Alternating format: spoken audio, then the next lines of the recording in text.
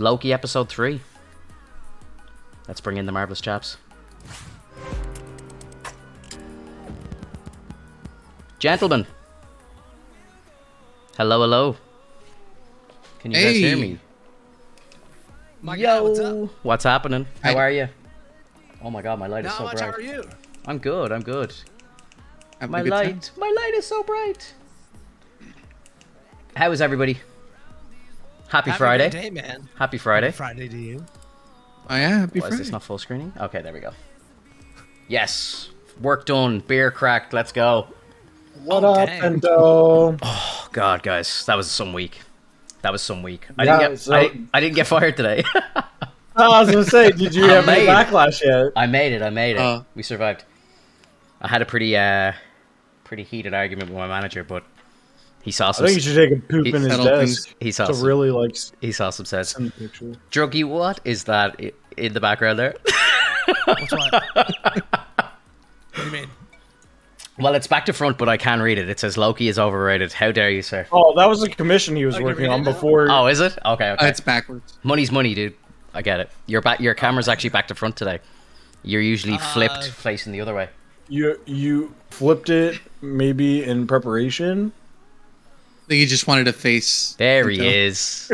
There it is. Grow up. There Grow he up, is. dude. There Grow he up. is. Who commissioned that? I want their name and address right now.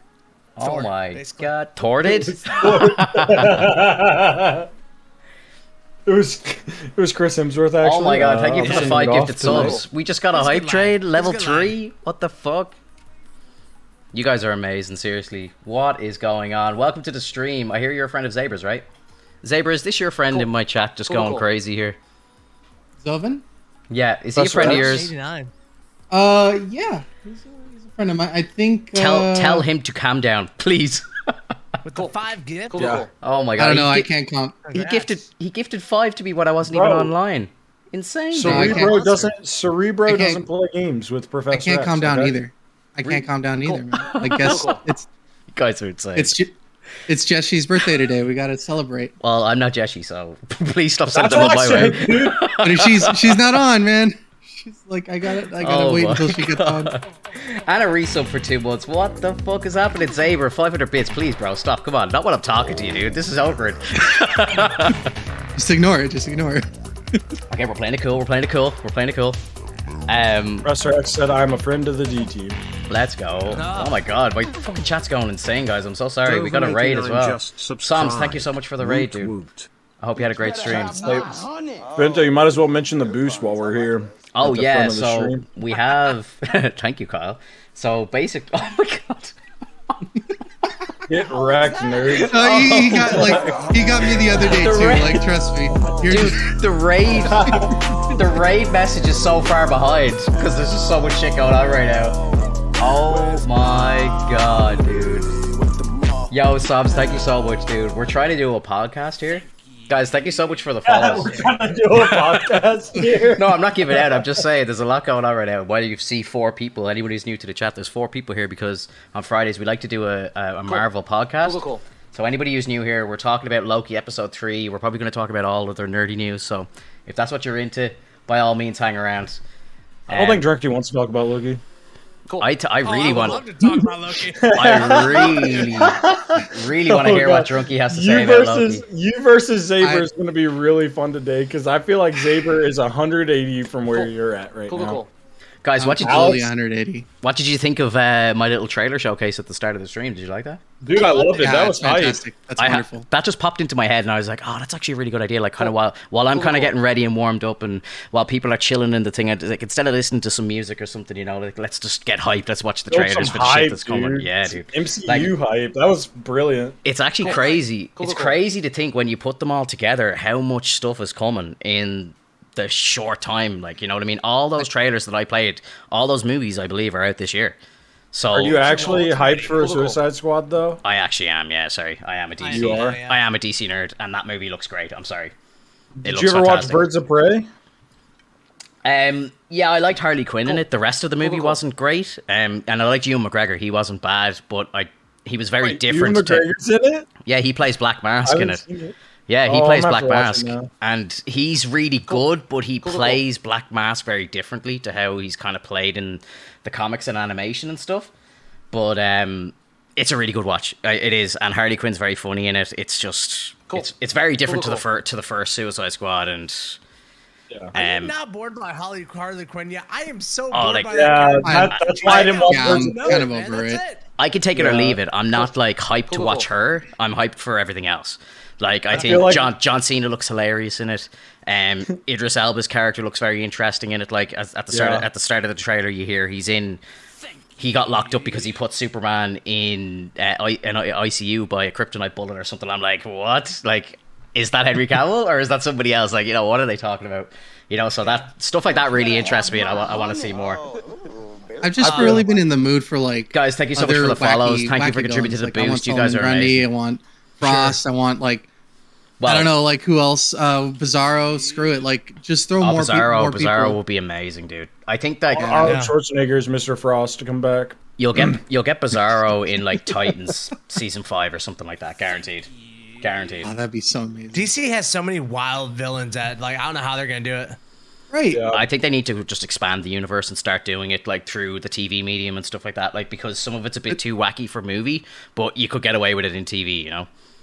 Well, I mean, who's that one guy who can like put like holes? What is it called? Like black holes, and he Kyle could just Trump. go through. Have you met Kyle? What's up, bro? Oh my god. Drunkie's a little quiet. Just a heads up, Drunkie. They're saying you're a I tiny think I bit fixed quiet. it.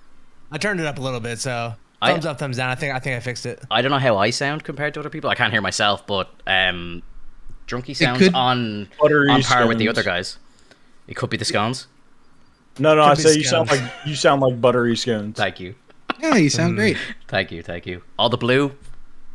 Alex, we're blue mics. rocking the blue. Let's go. Got our arms together. Yes, sir. These two arms could hold up the planet. It's just the best fucking boom arm ever. That moment on. Have you played Limbo with it yet? Sorry, what? You have to play Limbo with it. I did Break it in that way. a few chin-ups off it, and it's perfect. A few chin-ups off it. All right, that's it. It's free quality then. Yeah, Nice. 5 stars on Amazon. I could do chin-ups. Put that in your review. I actually might write a fake review for it and just say that. It's so good I can actually actually use do this chin-ups off it. When I'm done broadcasting, I just do dude. chin-ups. all Yeah, night. exactly. Yeah. When I say like I'm going for a break and my BRB screen comes on, I'm actually just doing chin-ups. I'm not doing anything else. I'm nowhere else. You see them. You just see it like kind of shaking just a little bit. Yeah. All right, Yo, guys, I feel Zalvin, like we thank gotta you get- I'm so really much for excited the to hear, tip, dude. Thank you so much. Holy shit. Everyone's thoughts now. Guys, we reached a level 4 hype train. You guys are amazing. And my lady comes in I for don't wanna 21 months of a I prime don't as want well. to go first. I want Chunky to go first. You want me to go Yeah. first? All right. I think he's prepared for your dislike. I'm just Drunkie, saying, you are 'cause, definitely like- going first. Wait, actually, Before we wait. get to okay, what's up? I would say maybe me and Finto go first because I think me and Finto sit in the middle while Zaber sits on the extreme end one way and Drunkie sits on the extreme end another way. Nah, I'm ready. It's I'm Chris ready. I'm Cross. jumping in. Drunkie's ready, go. Let Drunkie go I'm first. s- This was the worst offender of this episode was the worst offender of what's been going on this entire season. This was the most nothing happens fucking episode I've seen for a high budget show in forever. Give it to me, Nothing baby. happened in this. Yeah. Nothing happened. There was one reveal. There was no character development. There was no big reveals other than like the TVA workers are just like variants too. Like that's cool, right? I think like graphically like it kind of looks cool, but like in reality it really just kind of looks drab because the lighting isn't that fantastic. There's not a lot of deep colors, and that's what you need in these sci-fi things. To say nothing of, they just disrespect you as a viewer because they do some of the dumbest shit I've ever seen in a superhero film. Loki disguises himself right in front of everyone, and everyone's like, "Oh, That's cool. I didn't see him do that at all." And then the god of mischiefs gets thrown out of a fucking window by some dude in a security uniform. It makes no sense, man. And then this to is add Loki. to add to that later on in the episode, he's using telekinesis to stop an entire building from falling. Although I have Maybe I have it. the I have time it. zone, right? Yeah. This is true. So there's a theory going around that apparently he actually pocketed one of the Infinity Stones, and this is how he's actually so powerful now. Because I keep turning to my girlfriend when we're watching it, and I keep saying to her like, "Oh, there's a new Loki power that has just been thrown out there and not even spoken about." It's like his little Kamehamehas he's doing now. He's throwing dude. green lightning from his hands, and he's like stopping buildings with his mind, and there's not even a kind of like reaction from anybody on it. And I'm just kind of sitting there going, am I the only one who's like kind of shocked by these powers? Like, what the fuck is happening? No, because it makes no sense. It makes no sense. Like, you're not crazy. You're just comfortable with the MCU and Disney Plus, the MCU TV shows nonsense, because it is just complete nonsense. And then they get to the very end of the episode, and you just find out that, oops, you're right. You just wasted your entire fucking 30 minutes on nothing. I guess Owen Wilson's carrying the show then. This is the first episode with no Owen Wilson, and that's a very true comment. Yeah, that is a very true statement. That dynamic between Owen Wilson and Tom Hiddleston is so much stronger than Sylvie and Loki. They're trying to do their own little Loki chemistry, and it's just not hitting. It's not hitting the same. I don't know who I said this to during the week. I was talking to somebody during the week. It might have been you, Drunky, but I kind of said, I kind of feel like the actress who's playing Sylvie, like, she's very good. She has a very good like stage presence, but she's not very good at delivering lines or interacting. Like, I think I was listening to a podcast about this episode being broken down, and they were saying like, you know, it's very strange. Like, there's even a part in it when Loki kind of is trying to even play off her, so much so that he acts poorly in the part of the episode, and like, you kind of sit back and think, is that the best shot that Disney could have gotten? Like, is that the best take of the scene? Because it just kind of didn't pop like at all. You almost feel like her just showing up at the end of that one episode was more like, it's her performance there when she didn't speak at all, where she just like waved and smiled. That spoke louder than her entire performance this episode. That's like, exactly what I'm saying to you. It's the stage presence. She looks great, but she can't act. Like, once you get a whole episode of her acting the whole time, you're kind of like, you're a lot less cool and scary than you were when you just showed up like smiling and waving. Yeah, it's interesting. It's interesting. Oh yeah, I wonder if that comes down to the editing. I've only watched it once, but it could be bad editing too. You know, maybe. Like, you know how Hayden, like in episode 1 of Star Wars, like it's so awkward because of the editing. Like, the lines just feel so awkward when they're delivered. Sand, it's so grainy, gets everywhere. And then the camera hangs on her for like 3 more seconds after she finishes her line. Like, hey guys, come on. Let's not talk shit about George. Come on. Come on. Come on. He's coming back. Come on. He's coming back. He said, come on. I can't put my input. He's coming back. He's coming back. George Lucas is coming back. He did a bang up job. Jar Jar Binks really is a fucking wonderful character. I can't wait to see who comes up with next. He's the Godfather. Rehashing. Like, his ex-wife is the Godfather of Star Wars, and we all know it. Okay.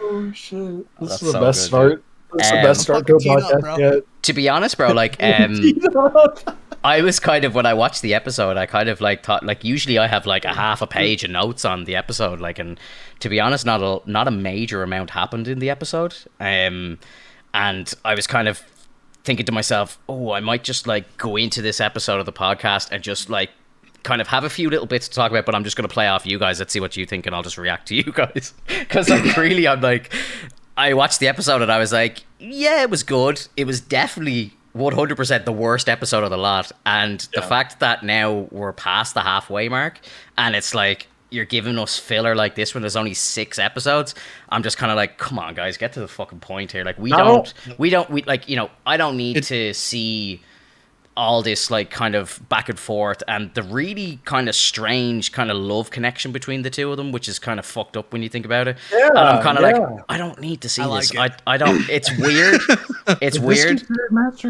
I don't know. I don't think it's a love connection. I don't know, bro. Like, you know, they it's say got some weird vibes. It's a rapport at best. I don't know, bro. Like, there's all these like kind of like close vibes. It definitely does have flirty vibes for sure. And I think it's kind of, isn't it the kind of like the biggest thing that a narcissist would like, or someone who's like completely loves themselves, is they would actually want to absolutely like just fuck themselves, like right, like like we can't ignore that, but still it's like more of a rapport. Blakey step bro connection. It's a multiversal it really is, all right? Like, you're fine. Yeah, but like I know, like personally speaking, like if I ran into like a female version of myself, I don't want to have sex with them. Like, that's help just me, Loki. The Tesseract is stuck under the skin right now. I can't get it out. Yeah, I just don't know. That's just me now. I'm not Loki, so I suppose.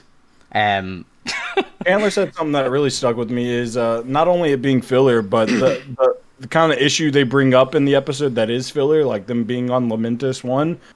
Chandler said, and this stuck with me since he said it, is like they don't resolve that in the episode, which means now we have to deal with some of this bullshit in the next episode. 100%. Like, did you see there's a clip for episode 4, and it's like, it looks like it's going deeper into like female Loki's past and how she became and so on. And like, I'm just kind of like, I don't really care about this, like, you know.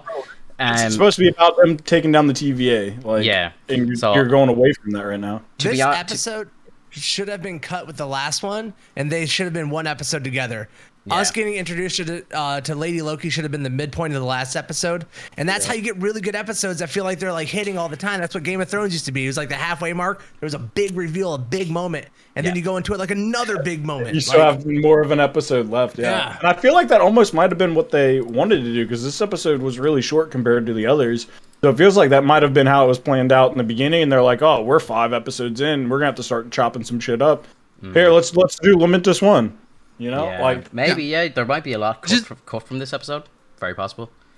I just didn't really like it. A lot to take in. I didn't really like the pacing of the episode or the structure of it either. Like, it's kind of like, you know, the second they get off the train, they're in a planet that's literally crumbling, and then, you know, just because it kind of suits the pacing of the story, the apocalypse stops, and then they're kind of chilling and strolling into Cyberpunk 2077 and just kind of fucking farting around. And I'm kind of like, was the whole world not falling apart 5 seconds ago? And like, now they're cool? Like, what the fuck is happening? And then it's like, oh yeah, sorry, we forgot they're in an apocalypse. So then they start raining down asteroids again. I'm like, what's going on? Like, that was ridiculous. There's an apocalypse, and nobody yells the entire episode until like the last 30 seconds when big meteors come down. Like, oh, the small meteors that could easily just as kill you were chill. You're going about your day like everything's normal. But now this one rock that's like slightly larger comes down, and now you're scared. Like, where was the sphere the whole time? Yeah. I thought it was very strange that happened, and you know, it kind of just fit the story for them to. Subscribed. Hang on, Jar Jar Binks is the best creation ever by George Lucas, and we all know it. Jar Jar Binks is the best creation by George Lucas, and we all know it. Is there anyone more fucking vanilla than Chandler with his opinions? What the fuck? Like, Ben and Jerry's won't even pick you up, bro.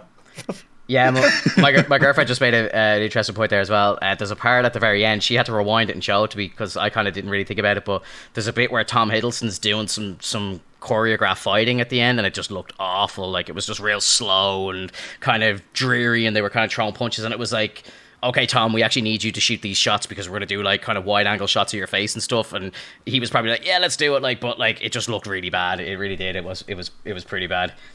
All of the fight scenes throughout the whole thing just felt like just uninspired, and like, why are they even here?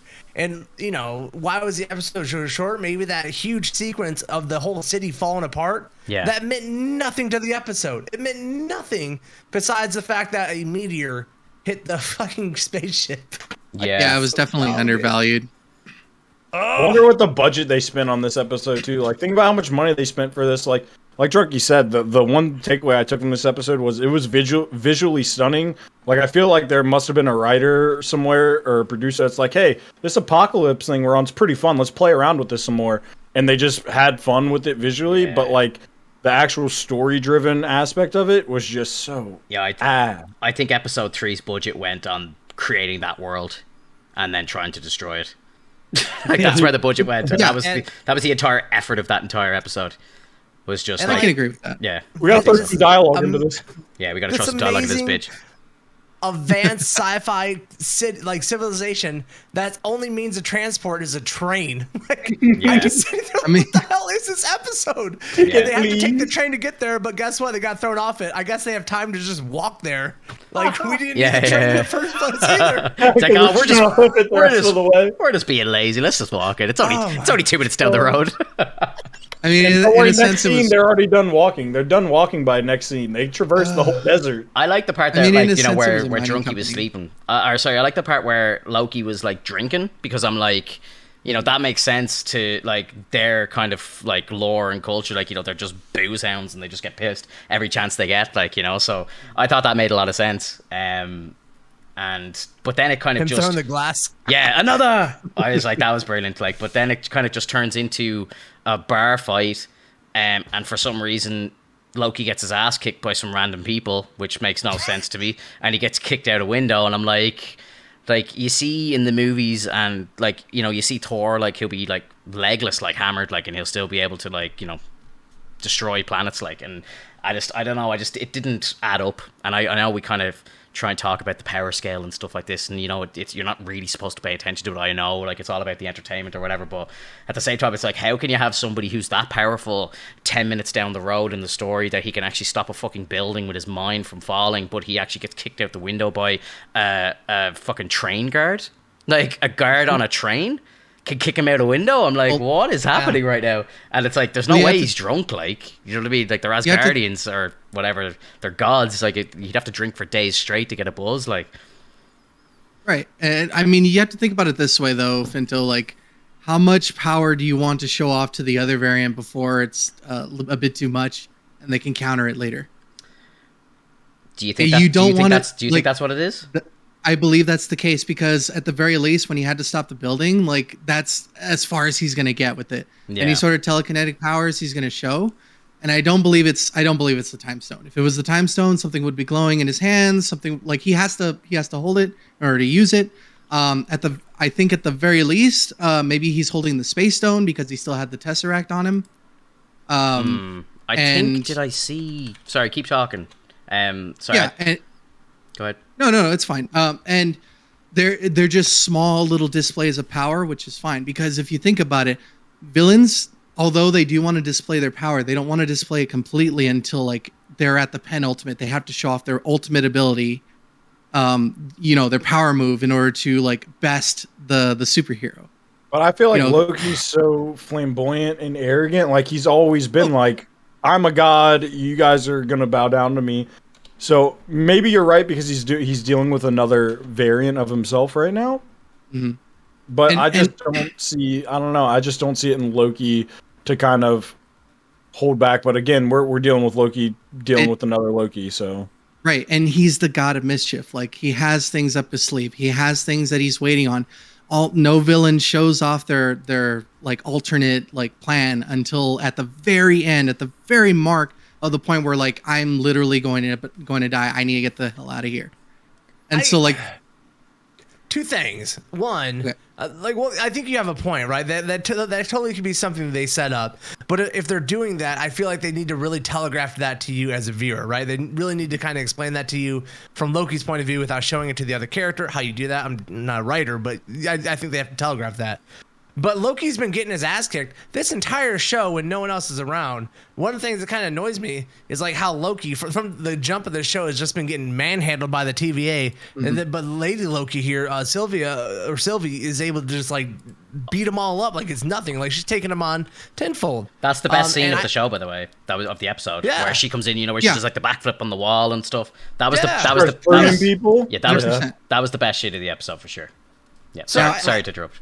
Go on. No, you're good. I just think that they're not thinking of it as Loki. They're serving their script, and they're not serving the character. Right. And I think they don't put a lot of thought into it, as much as we give credit for, because we love these characters. I think we give a lot of leeway because we love these characters so much, so we like give them leeway. And I just don't think I don't think they think about it like that too much. Yeah, and I can. Oh, go ahead. I was going to say, I completely agree with you, Drunky, but at the same time, as I go back and think about like all the other movies that we've watched, how often do you see Loki actually showing off his superhuman strength? I don't recall anything. The only thing I recall is superhuman durability. Right. Like he is incredibly indestructible. Okay. So like it doesn't matter if he gets thrown out. It doesn't matter if he gets tossed around. Like who cares? It's like he's gonna be fine. But as far as superhuman abilities, like I don't recall anything. I always thought he didn't have them. Price giants before, you know, like he has combat skills. Right, and he can do so as such, but like at the same time, he's like slightly inebriated. He's just saying that he's full. Like he won't admit it, but he was slightly inebriated.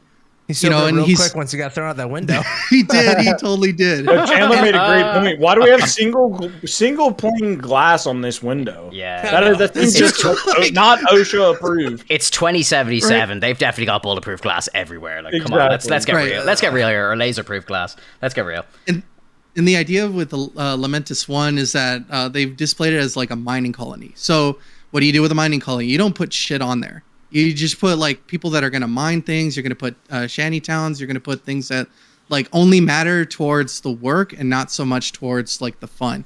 And that's why there's only one little spot where there's like this luxury, this like craziness going on. And like, that's how I see it. Now the train, that like, to me, that makes sense because like, I mean, having flying cars and whatnot, you can have people just go ahead and invade those spots. No problem. If you have the train, people have a harder time of getting from point A to point B. And when you see it, like it seems like people were just planted there. And I know like with new rock stars with like was it Screen Culture? I can't remember. They explain like, yeah, they're probably just dropped off from Xandar, and they were just made to mine.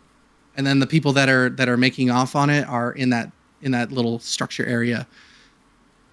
So I mean, there's like little things that kind of make sense, but I totally understand it. Like the moment where they're walking and there's no debris going off, there should be something flying around in the background. There should be something flying in front of them for no apparent reason. It's not going to be distracting because we're already aware of that situation. So I 100% agree with that. What I do understand though is that during the talks between Sylvie and Loki, it gets really quiet, and the reason why is because it's that sentimental feeling. They're talking to them about their past. They're talking about their loves. I mean, you don't like, and I can agree with Finto a bit. Like, there's a chance that like maybe he's like, oh man, it's Loki, another Loki. But I feel more so it's a rapport. It's just them admiring each other for knowing that like they've both had a past that's different from what they've endured. And if you've seen the featurette, if you've seen the episode 4 like snippet, you see that there's a child Loki, and it's a female, and it looks like it could be Sylvie. Yeah. And you can deduce from that the reason why Sylvie's hair is blonde is because she wants to be as far away from being considered a Loki as possible. So by cutting her hair short, turning it blonde, having the horns on, even though it still kind of represents a Loki, she still shows that she's a Loki. Because she is still mischievous. She still tries to enchant Loki when she should know that it's not going to work, but she tried it. That's why she was slowly coming towards him and trying to get that to work. But he's like, what are you doing? Like, he's like, it's obvious, like, I'm smarter than that. Like, you're not going to get me. It's all those sentimental moments of like them talking about like their past and how Loki had parents. Loki had that upbringing, and from what it looks like in the snippets, Sylvie didn't, and she's missing that, and that's a lot. Like, to me, that's the lost love. That's one thing that she didn't get to experience. She did say she didn't have a mom. That was like a big focus of their talking. Was like, this is Loki with a mom and with guidance, and she's like, wait, you taught yourself all this magic? And she's like, yeah. Yeah, which I think is even cooler than the current Loki, because it's like she's literally been training a little bit here and there. Although it just kind of, I did find it weird that when she was in the TVA and she tried to use her powers, nothing happened, and she was like, what? And I'm like, if you've been in the TVA before, I'm pretty sure you'd be aware that your powers aren't available. Yeah. So she's been doing this, but she's been hunting a lot of them too. So for her to have that gap in knowledge was really weird. Has she been in the TVA before then? I don't and think that's so. the thing. It's like exactly. She's never been there. She's only been hunting from. Maybe not as an adult. Wasn't the whole point of it that she had interrogated the officer and found out where they were? So that's how she got there. Yeah. That's so it is her first time in the TVA. That or her mind was wiped as a child, and then she slowly somehow figured out that like her mind was wiped. It's there's a few holes, and I'm hoping that they get filled in episode 4 because it looks like we're gonna get a little bit more of a backstory. In addition to them, it looks like they're gonna get caught. There's definitely mind wipe technology going on here for the TVA. They confirmed they confirmed it for the TVA. And the one thing I don't understand though is she said she pulled the memory from hundreds of years ago on Earth, which I guess they said time works differently in the TVA. But like that scene of C20 or C920 on Earth, that's not hundreds of years ago. Obviously, that was like at a bar, Metropolitan style. Yeah, I think if you take that as from the perspective of where the TVA is, which is clearly in the future because they have like floating cars and shit, it's obviously hundreds of years in the past for them in the current time. But technically, to the TVA, we're living in the past. I think that's what they mean by that. Yeah. The plot holes as well. Sorry, just real quick. Is like I definitely feel like. The whole thing about, magic turning off in the TVA, I really think, like, the more I think about it, Loki should be blue when he's in the TVA. I know we talked about it before. Right. He should be blue, and I think Marvel have just been like, shut up, don't think about it. We want Tom Hiddleston on screen as much as possible. Tom doesn't want to wear blue makeup. Producer. Yeah. I don't know if you noticed that last episode. I don't know if he's every episode, but he's an executive producer. Every episode. Okay. Yeah, they credited him for it because he put in so much effort and made so many changes to the script and so on, and like trained up Owen Wilson and stuff. They gave him the EP credit for it. Like that's how invested he was in it, which is one of the reasons why I was so hyped for the show when it started, because I was like, I love nothing more than when I see actors and producers and shit get so deep into a project that it becomes passion, because then they really put 110% into making it and acting in it and so on, and I think we really do get the best of it. Now, where this is going, I'm kind of scared, because everything you said, Alex, is great, and it's a story that I'd love to see, but maybe if there's 10 episodes, not 6, I think, tell everything that you've just said in episode 3. Like, why did we have a lot of filler and then walking through the desert and stuff when you could be showing us these flashback scenes as they're talking at the bar?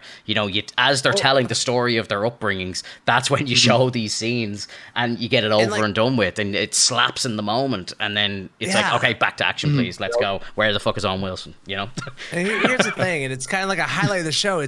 They're just telling you everything. This is just nonstop exposition all the time. When we can travel to any time in any space and time, right? So instead of going to this planet where it's getting destroyed and that's what our action piece is or whatever, they should be taking, like, Lady Loki should be taking Loki to her place as a young kid and showing him what happened to her as a kid. Like it has to be an apocalypse. That happens. Yeah, they could just do that. It's like, hey, let me show you. Yeah, but like, the two of them together, why do they need to hide? Two Lokis? Because they don't need to hide from anybody. Because they just ran. Well, because the only reason they got there was in the heat of the moment when Renslayer was coming after him. Loki pressed something on the TemPad, which happened to be an apocalypse storage, and because those were the get out of jail free cards that they had on the TemPad. So I get why they're there, but more so kind of what Drunkie's saying, but more so like they should have combined what Alex is saying is coming in the next episode. If we're about to get another episode of her flashbacks, why was that not also in this episode that was already a little bit shorter than the others? Now you're going to have like slight filler and what you're considering backstory, but again, you're just telling it to us, so it's not really that much backstory. Like that all could have been put into this episode to spare the next episode. So that's where I'm kind of upset with the fact is like, okay, yeah, this shit was dragging out in this episode, but now it's going to be in next episode too. So now I'm going to be thinking about it at the start of next episode, and there's going to be at least a portion of next episode that I'm waiting to get over this so we can get on to the actual next point, the action. Mm-hmm. Yeah. So Kijin in the chat says that Sylvie isn't a Loki. I think he's right. So let's deal with why wouldn't she be a Loki, and why would we think we're chasing a Loki variant? Why would she have the horns on? Well, like, why would we it's a Loki variant? Why would they say that? I think it's a misdirect, because I think everyone's meant to think it's a Lady Loki, but her name is Sylvie, and in the comics there's a character called Enchantress, and she's given her powers by a Loki, and I think that's where I think they might be trying to mash the two stories together, and maybe she will be a Loki, or she's been possessed by a Loki, but she actually isn't. She's Enchantress, and like they even dropped the word Enchantress like 4 times in the episode, if I think I counted correctly. Yeah. Like they literally said Are it you 4 trying times. to enchant me? Yeah, like they just kept saying it. Dad? No, I don't think so. I think maybe the timeline she's from, she might be, because she speaks about our timeline being in the past. Maybe she's from a future, and maybe like it's an old man Loki or something, that like a kind of Spectre Loki that's kind of either given her powers and put her on a mission, or like possessed her and is controlling her, or something like that. Look at Agatha to guide. Yeah, look at Agatha to guide you here. Agatha, they did in their own style, their own way. It wasn't true to the comics necessarily. They kind of done their own spin on it, and we don't know where they're going to go with that in the future, because obviously it seems like there's going to be more with Agatha going on in the future. But they definitely didn't stay necessarily true, because like, from what I saw in the comics back when we were doing WandaVision, she was always like a mentor to Wanda, and that there was never like this little enemy phase that they went through. And it was always like she was this person that Wanda went to for help, and we didn't really see that at all. We definitely saw that like she might be teaching her, but she taught her in a different way, the way that they have it planned out for their MCU. Gotcha. So I definitely think this could be the Enchantress, but like just the same way they did Agatha. It could be a Loki Enchantress. It could just have combined both characters. Yeah. Like Kitchen says, like she's definitely a variant, and I think every single person in the show is a variant. I think that's the point of the show. There's no genuine characters. They're all kind of carbon copies from the multiverse. Like I think that's the entire, it doesn't affect point. The regular MCU. Exactly. Right. So they could just go. They're like, let's hire a fucking Rick and Morty writer. Let's go fucking batshit crazy here, and then it just doesn't matter at the end because it took place in the Magic Land. I can't stand the MCU right now, man. The Disney Plus MCU, like it's just an advertisement for the movies, man. Like just make sure to go back to the movies, everybody. Yeah, terrible. Someone described it perfectly. Like these shows on Disney are just opportunities to give our known heroes new costumes. They're just putting everyone's got upgrades during the show. Like that's all it is. And I truly think that by the end of this show, that Loki, that version of Loki, is going to win. He's going to take over. He'll become like the Spectre of the MCU. He's seen time in its completion, and then he's going to go back. I heard the most fucked up theory, and it's amazing. So at the end of this show, this is just a theory. It's not a spoiler. At the end of the show. Toby. At the end of the show, he turns into Toby. No, at the end of the show, he goes back to Asgard right before Ragnarok, right? So, do you remember in Ragnarok when Thor sends Loki to get the horns to wake the monster to throw it in the fire? On his way into Asgard, he runs into the end of Loki, the TV show, the end of that version of him. He encounters him and says to him, Thanos is going to kill you, blah, blah, blah. And then when it comes to that final scene is actually just an illusion, and our Loki doesn't die. I don't think that fits in the MCU time travel, does it? Technically what would happen then is that scene where we see him die and Thor is mourning him and stuff like that would just be an illusion, and Loki has just skipped off, and he's going to get picked right back up by the TVA. Unless he destroys the TVA, he's getting picked right back up by him, because now he just buried it. But that version of him didn't go back then, because the version that we're dealing with is from 2012, not 2019. So we're actually dealing with he's supposed to die by Thanos. So the second he doesn't die by Thanos, he creates a Nexus. We only think that. That's the way we have viewed it. That's the way we viewed it. That's the part that has to happen. I'm still thinking that it's going to be Loki's just going to come back afterwards. Yeah, I really like and this he's just going to sit himself somewhere. I really like happy this theory. Birthday to Jessie real quick while she's in chat. Happy birthday, Jessie. Happy birthday, Jessie. She's the best. Hearts in the chat for Jessie, please. The birthday girl. Birthday. We'll give her a nice scone too. Yeah, let's get scones. I just feel like if Loki goes and tells himself that Thanos is going to kill him, that creates like the alternate timeline, and it's like the way they explain time travel in the MCU is like once something changes, that becomes your new present, and like it splits off and diverges. But at the end of the show, isn't Loki going to like stop the timekeepers? So when it comes to that variant break, there is no timeline to fix, because The timekeepers won't That's be the around only way anymore. I see it working. That's the only way I see your theory working is if they destroy the TVA, because if not, it's an infinite loop of now you just created a nexus back to the TVA. If you think about it, where the MCU is going, it's going into a multiverse of madness. So the TVA has to be destroyed, right? Because otherwise we can't have all these multiverses. So I think that's timeline. Our main timeline isn't affected though. Like Earth 19999, where the MCU is, doesn't get the version where Tom Hiddleston is still alive. That splits off into another multiverse where Tom forks off. Like it's always forked, and that's why there's so many multiverses. I don't know. I presume that the timelines. The purpose of the TVA is to erase all of the timelines and that only have one. So that's what they're doing. They're trying to get rid of everything. So how does Doctor Strange create a multiverse of madness if there's only meant to be one? He's a timekeeper. Bum, bum, bum. Well, he's not trying to, oh my god! He's just trying to keep it simple. He's trying to prevent it, but it obviously happens because it seems like because of the show, because of what Sylvie does, right? And apparently we have looks like Sinister Six from all different universes. We have multiple Spider-Men. We have fucking Hugh Jackman coming back as Wolverine. Like this is all just shit in the timeline that's gonna just explode. It's a multiversal war, or whatever they're talking about. Like they definitely set up that idea of like the multiverse war. Here's something that just popped into my head actually. So if we're viewing time for them, they talk about like the unity of the timeline, and we're in the past technically. So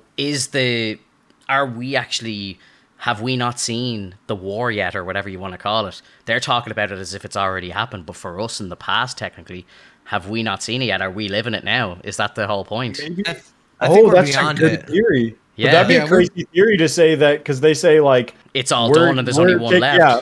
They're like, what about the future? And they're like, well, while we take care of what's going on right now, the timekeepers sort out the future and then dictate to us.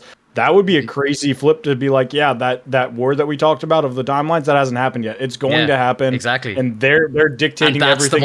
That's the multiverse of madness. That's the multiverse of madness. Like the timekeepers are doing these nexus things to make sure that they are the victors in the upcoming war. Like the war, like in Miss Minutes, obviously if they're in charge, it's propaganda. They're acting as if the war has happened, but really the veil is that actually everything they're doing is prepping them for the upcoming war. It hasn't happened yet. Well, my point That'd is be that a good flip.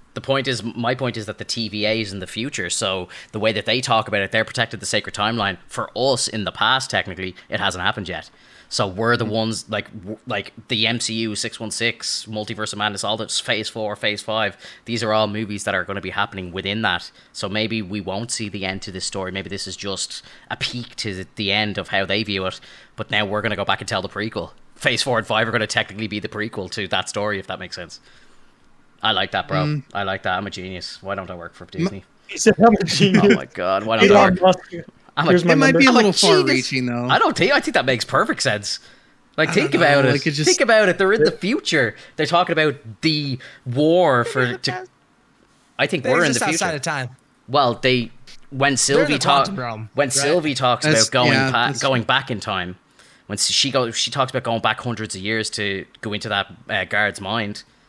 So she's from the future, definitely. And then she's trying to prevent what's happened. That could have been a variant from hundreds of years in the future. Yeah, I don't know. It makes a lot of sense in my head, anyway. Isn't it funny how she didn't get brain freeze because she's a frost giant?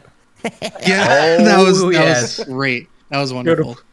I mean, it's just like, as far as this episode, I do see how it could have been slow.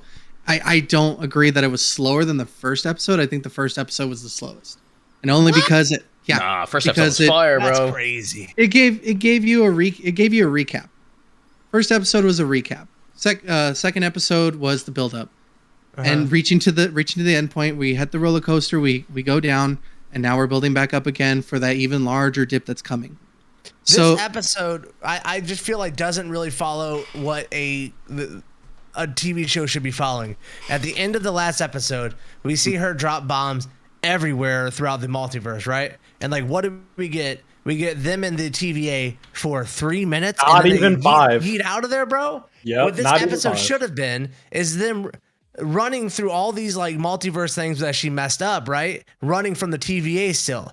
Like, oh, we're dipping out of here. TVA agents are showing up to try and fix this timeline. We gotta exit and get to the next one. And they keep running and running. Like they're on the run from the TVA because going through all these like multiverse like craziness that's going on. Right. Instead, we just get them stuck on Lament 1. Lamentus 1, which is this dumbass mechanic of like, oh yeah, this thing that exists to create portals through space and time. Oh yeah, it's out of batteries. Ups. We all have modern problems, don't we? Like, it's just fucking awful. It's the dumbest mechanic in a script, man. Like, I get mad about this because I feel so disrespected. Like, Sylvie, for being such a genius, she forgot to charge these things while she was at a fucking Walmart in the future. Like, she couldn't just charge them up a little bit. Like, it's just so dumb. Oh my god. I can agree with that, man. I really like if we were to place this, I would say I agree with you. We should have placed this on episode 4 rather than 3. Should have had like the big old craziness and then go into 5. Drunky makes a great point. We have access to an entire timeline into events across all time and space. We saw at the end of last episode, the timeline branch looked like a crazy vine growing a million fingers. And what do we get from all of that? We get one more apocalypse, which we've already seen more. We've already seen 2 apocalypses at this point. We saw the Walmart one, and we saw the Vesuvius one. So we get a 3rd apocalypse. Yay. And Drunky's right. They could have been doing like the scene that we love so much from the end of Days of Future Past. It could have been just like that. It could have been them going through different times and places, also running from the TVA with all this craziness happening, and the TVA's there not only trying to catch them, but clean up things and set reset charges. Yeah. Instead, we got one planet. But that should have been this episode. But I agree. That's taking away one of our future episodes. Moment. We got nothing from that in this episode. I completely agree. If it still happens, that means we're getting robbed an episode. If it happens still. Because it should have been this episode. 100%. I agree with that. Like I can agree because we did have a crazy ramp up and then it crashed. And then had it been episode 4, like I said, had it been episode 4, we would have had this crazy hype. And then it just lets us chill out for a second with Lamentus 1 and episode 4 rather than episode 3, because we were, like you said, we were given such hype and then it's gone. And I agree with that. And if Owen Wilson shows up at the very beginning of the next episode and is like, I found you guys, let's go, and gets out of there, I'm turning it off, bro. Because I am turning it off. That's exactly what's going to happen, dude. That's exactly what's going to happen. That is exactly what's going to happen. You guys need a temp pad? I got one right here. Let's go. These guys are so fucked on that planet. They have no way off it. They're dead. Like, they can't fly. They can't, like, summon a Bifrost. The only way they're getting off that planet is if Owen Wilson shows up and goes, hey, guys, come on in. Let's all work together. Yeah. Why couldn't they summon the Bifrost? Well, aren't they in 2077? And, like, is Thor even still alive? Oh, yeah, Ragnarok's gone. Okay. I'd say, other than Ragnarok being gone, I was like, that's actually a brilliant idea. Why don't that'd be a really good escape plan. Damn. I didn't think of that. Another way, like, Loki's gonna pull out like he fooled her that he didn't actually break the time thing. Like, it was just that's what I was thinking as well. Like he was just I'm a trickster. And he is like that. That would be plausible. Like, I would agree with that too. Like, do you know what I would love to see? Do you know what I'd love to see? I'd actually love to see him like, you know, do a magic trick and then it shows up fixed, and then at the very last second he zips off and just fucking leaves her there to die. I'm like, that's Loki. That'd be epic. It's like, fuck this variant. I'd be like, fuck this variant. Boom, I'm out of here.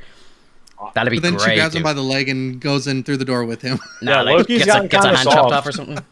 Yeah, he softened up real quick. Well, you gotta remember though, this is the Loki from 2012. He's just tried to take over Earth, like, so. Yeah, he's still a villain. He softened up so quick. But that would be something that he would do. You know, he'd like be like, see you later, like, you know, good luck. But he also likes to collect information though. Get Loki, bitch. Cajun. Like, they made it seem like he was gonna be a badass when he sees that locker and he gets his daggers, and I don't even think he sticks a dagger into one person. I don't think anyone gets stabbed by him. Pretty upset about it. He's too drunk. He throws the dagger, doesn't hit anybody. I don't believe that he can get drunk that quick. No way, bro. They've been drinking for like 1,500 years. There's no way. I'm sorry. He could be slightly inebriated. Was there anything in the show that actually made Sylvie trust Loki so she teaches him how to enchant people? Because that's going to come back up. But at first she's like, I'm not going to teach you how to do this. And then she's like, I'll teach you how to do this now because you told me about your mom. Yeah. Like, what? Here's another thing I realized actually as well. She's too trusting. That's for sure. Yeah, so which means she's not a Loki. Here's another thing I realized as well. You know, when they're talking about in episode 1 where he's DB Cooper and he's like, oh, I lost a bet to Thor. I was young. It's like, is Thor not mentioned that he's 1,500 years old and the DB Cooper thing happened in the 60s? How were they young? Like, what? Thank you. Yeah. Thank you. He was 1,467 years old. It's like, oh yeah, I was young. You know? Yeah, you're not considered old until you shit. Yeah, till you hit 1,500. You're still a young gun. You know. Yeah, that annoyed me because it's like, you know, what you're talking about DB Cooper, and it's like, oh yeah, that happened. You know, I was young and Thor was a messer and all. We were kids back then. It's like, bro, that was only like 30 years ago. You're 1,500 years old. They should have had Loki stab Caesar in the back. That would have been funny as shit. Because Caesar. Oh, that would have been awesome. That would have been a great. People like 50 times, and he's like literally responsible for one of the best backstabbings ever. I would love an 80s montage at the end of the show of him stabbing people in the back throughout history. That would be fantastic. That would be amazing. And then the show closes. We just see like a cut of the ocean. Credits start rolling from the bottom up. We got a sunset coming in, and the two of them fucking rip by in jet skis. Boom. At the end. Miami Vice music is on, and they're just going by in jet. The end, bro. That is like just so good. Yeah, I honestly think I think they're trying to make the show quite serious, and I think the show should be like fun and like tongue-in-cheek, like, because it's like, you know, you're dealing with variants and all this stupid shit that's not going to really mean anything. Like, why don't you have fun with it? And I think it kind of started off being a little fun with Owen Wilson and Tom Hiddleston playing off each other, and I thought, like, you know, the mood is brilliant, the pacing's great, like the back and forth. I love all the, you know, I am smart. He's like, oh, I know you are. You know, I love all that sort of stuff. And like now I feel like that's gone, and I don't think we're going to get that in the next episode either. So really, we're losing a third of the show to this bit that probably should have been told. If I was to structure the show myself, I would have kept episode 1 the way it was. Then I would have had episode 2 be episode 3, and then 3 be episode 4, and then go back into, like, you know, 4, 5, 6, and have like a proper run at the end where you've got like a solid, like, full length movie of whatever's going to happen at the end. Hopefully with Kang the Conqueror, like, but again, we won't hold our breath for that, like, because I think we're going to get fucking bonered again. No, I think we're gonna get Kang. Like, it's setting up so hard. Yeah, setting up so hard into Young Avengers. Yeah, so hard. I know, with like WandaVision was setting up so hard for Mephisto, and it's like we got fucking right. Your name's Ralph Boner? Yeah, Boner. But that also had a hidden like setup for Young Avengers as well. Yeah, because you have Speed and you have what the hell's the other kid's name? Wiccan. Yeah. You have Speed and Wiccan, and they're Young Avengers. Yeah. Chandler makes a good going to be the villain in Young Avengers. That would be crazy. I feel like Loki.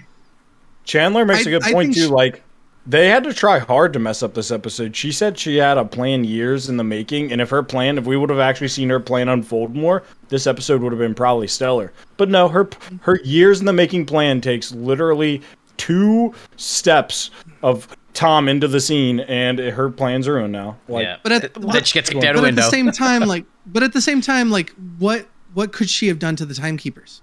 Yeah. Well, like, at what point, like, what could you do? You're in the TVA. You have no powers. I would have let her go. You're going to try to fight the guards? I would have let her go. I'd be like, off you go. Let's see what happens here. Get the popcoron, guys. Exactly. Yeah, they sure wanted to stop her. Yeah. Loki could have double agented there so hard instead of taking her away. He could have been like, This kind of still the mystery, and the doors are going to open. I guarantee you, the doors are going to open. This kind of helps the whole theory that maybe there is no timekeepers as well.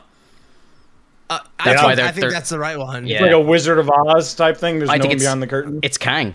It's Kang himself. He's manipulated everything. And Deadpool. There is definitely do the. Oh my god, Deadpool. Zoom in on it's Deadpool. Like, he's in there. He killed them. Yeah. They do a zoom in on the tattoo that looks like Kang a lot. I'll say that Kang's probably involved in this, and we might get him in a post-credit scene. But I think the villain of the show is going to be the judge lady, whatever her name was, started with an R. And she's Kang's girlfriend. Because they're always framing her. Yeah, and they're always framing her below the timekeepers, in the middle of the timekeepers. So I think that framing is supposed to be telling us that she is the Wizard of Oz character, the man, the person behind the curtain, pulling the strings of everything. That there really isn't timekeepers.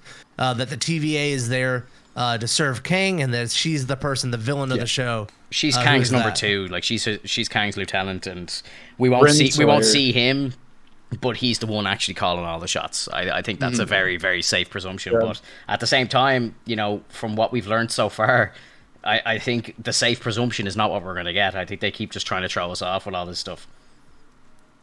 Hey, do you want to watch those previews and snippets? Because I hadn't seen them yet, and I know Zaber mentioned. Yeah, give me one sec. I think I haven't seen the clip for episode 4 yet either. Yeah, I think that it can help us discuss what we think might be coming.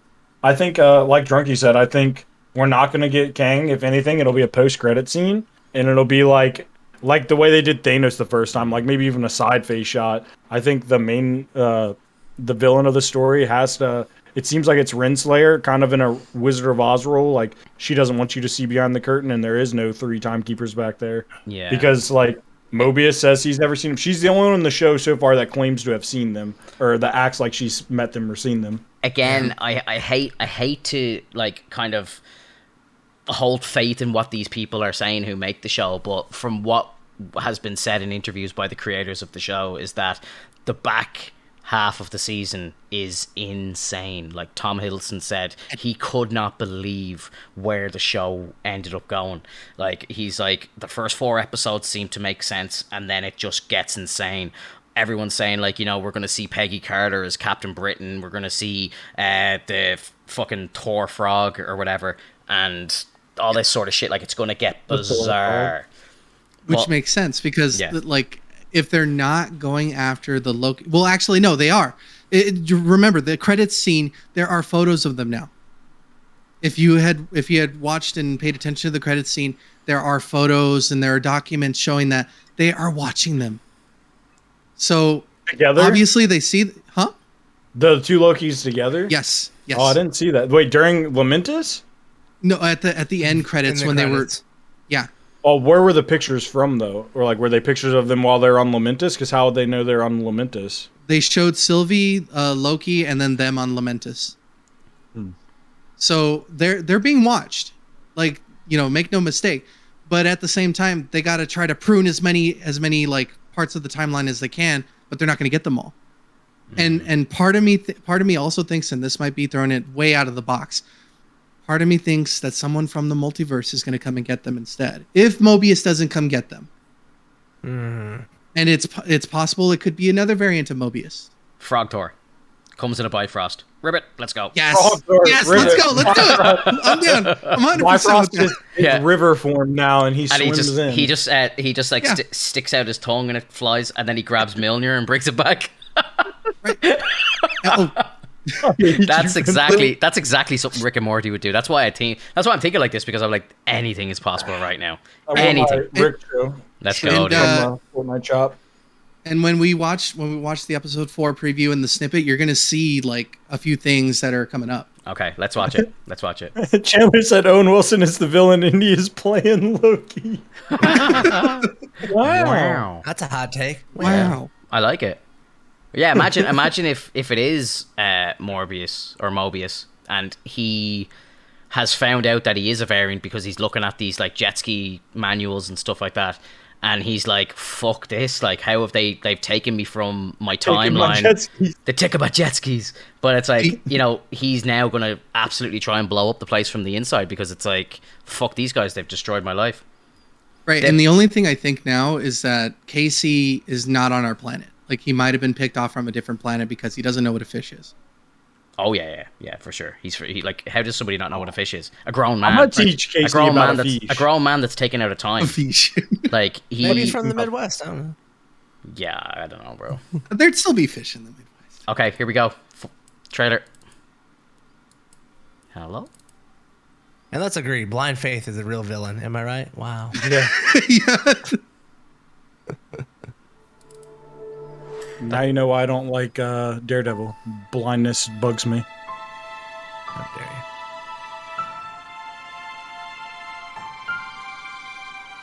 This isn't about you. Wait a minute.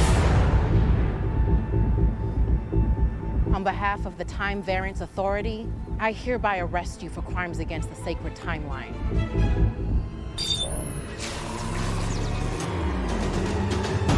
So everything is written.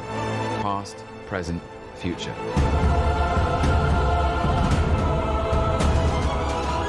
There's no such thing as free will.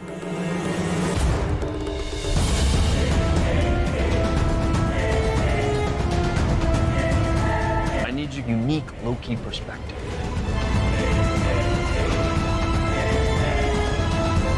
Come on. What did you expect?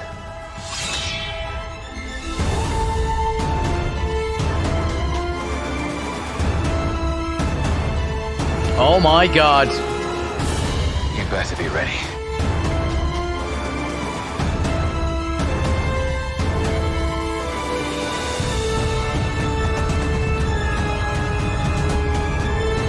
Fight.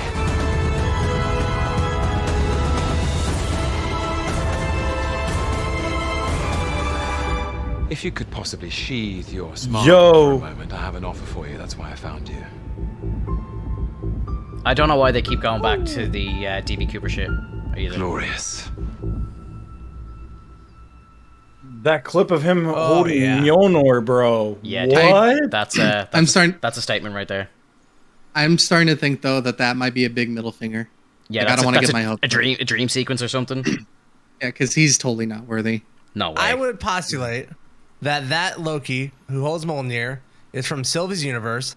Sylvie is Loki's daughter. She hates her dad, and that's why she's like, "Don't call me Loki." The same way he hates Odin. Yeah. And if he's got an Odin type of king, he's worthy. You can pick it up then. Because they never once talked about the dads. They only talked about mothers. That is a great point, dude. Holy. That's a hot take right there. And then as well, if like you're talking about a timeline where Loki is worthy, maybe Thor died very young, like he may not have even had the chance to be given the hammer by Odin, because Odin obviously gives the power, you know. So or the hammer was never enchanted. And I really think they're just teasing it hard because she's saying, "Don't call me Loki." She always says that. Yeah. They're putting a point on it. Yeah. And so why would she not want to be called Loki if she really doesn't like her dad? You know. He's like, "Don't call me Odin's son." You know, "Don't call me Odin's son." I'm not. You know. Also, these deduction powers. What does every chick that's randomly running around the universe have in common? Dad issues. Also, the scene in the elevator with him and Thor. If you see him looking at him for a second, I'm thinking that like maybe there's a moment where they go into a different timeline and there's something that he's gonna tell him or something that's gonna go on. I'm not sure where that scene fits, but like I'm excited to see that part. He's in an elevator with Thor. Yeah, if you go back, you'll see that like he like looks over at him for like a brief second, like he knows something's about to happen type thing. Right. Is it taken from one of the old movies we've seen? I didn't see that. It's with Thor with short hair. It's Ragnarok hair Thor. And sorry, Tom I do not. Yeah, looks over at him. It's from Ragnarok. Sorry, I do not. Okay. Yeah, that's when when they're the bit in the Ragnarok where they're like, "Oh, let's do the trick or the play," and he's like, "Oh, I hate this bit." Where Thor throws him, and it's like the diversion play. I think that's exactly where that's where that is. Yeah. You want to do Get Help? Yeah, that's it. Yeah. You want to do Get Help? That makes sense if they revisit that, so he has like this sense of that family. That like, what Drunky's saying makes so much more sense now. Like he's visiting all these times where like he has this really big brotherly moment with Thor, and he's like getting this huge meaning of family, and then the climax of that is finding out that his family is Sylvie. That's his daughter. Oh, so that would be even crazier. Here's another theory. So at the very end of episode 2, when Loki finally meets Lady Loki, everything from that moment on is a dream. An enchantment? Yeah. And I think we could be living in just an enchantment like... That would be a bigger spit in the face than the episode being bad. Like, if everything not only isn't affecting the broad MCU, and this is kind of a trailer for other MCU movies, and it doesn't really make that huge of a difference, and then you're also going to make half of this an illusion, I'm going to be upset. I would... If I were you, I would get ready to be upset, because that at all would not surprise me if that was the case. If they turn around and we see a scene where Tom Hiddleston wakes up and we're back in episode 2 and he's like, "How dare you do that to me? I'm Loki." I would not be surprised, at all. And then it's like the last 2 episodes haven't really existed, but the character development technically still did happen, but it didn't happen in the world. It was all in a dream. Stop trying to put a disappointment. Stop trying to put a disappointment boat into this episode. I just think from what